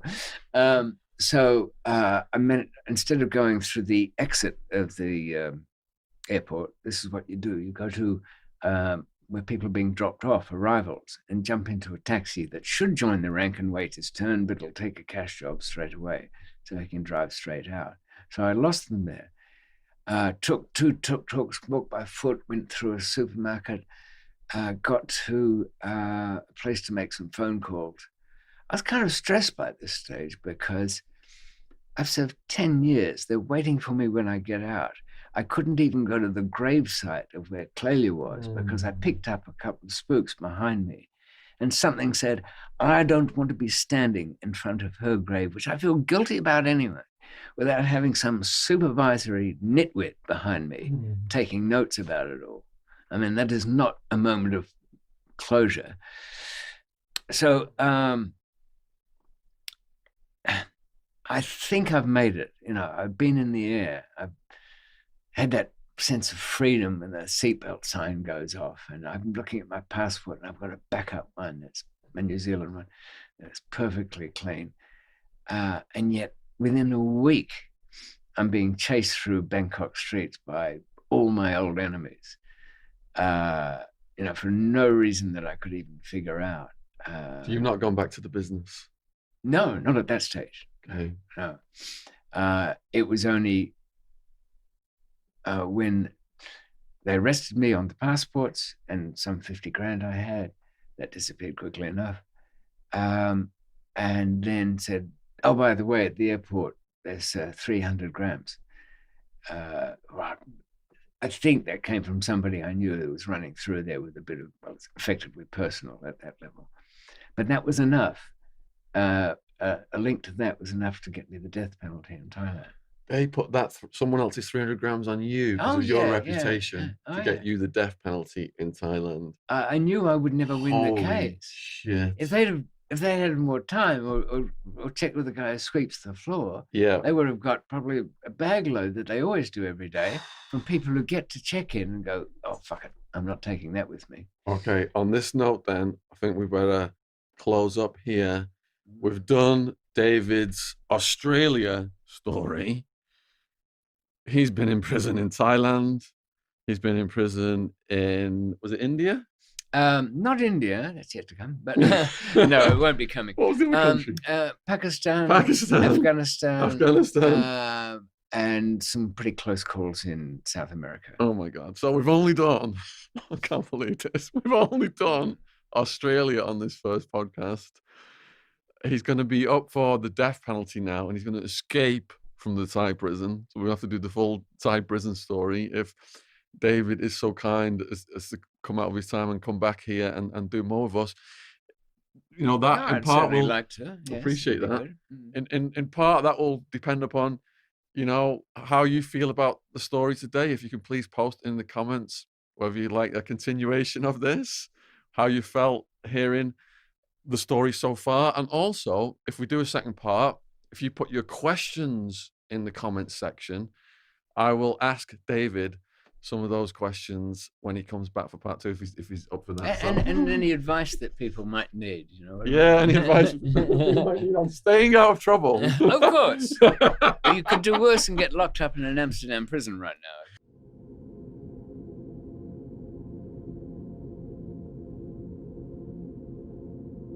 Yes, and in the first of the interviews with Shaun Attwood, recorded quite some time ago now, it ends with my arrest in Thailand.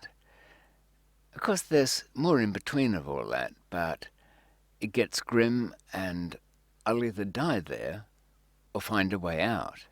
And finding a way out is rarely by the courts, and escapes had never happened. So I'll line up the second interview and see how I got on. Hope you're enjoying it so far.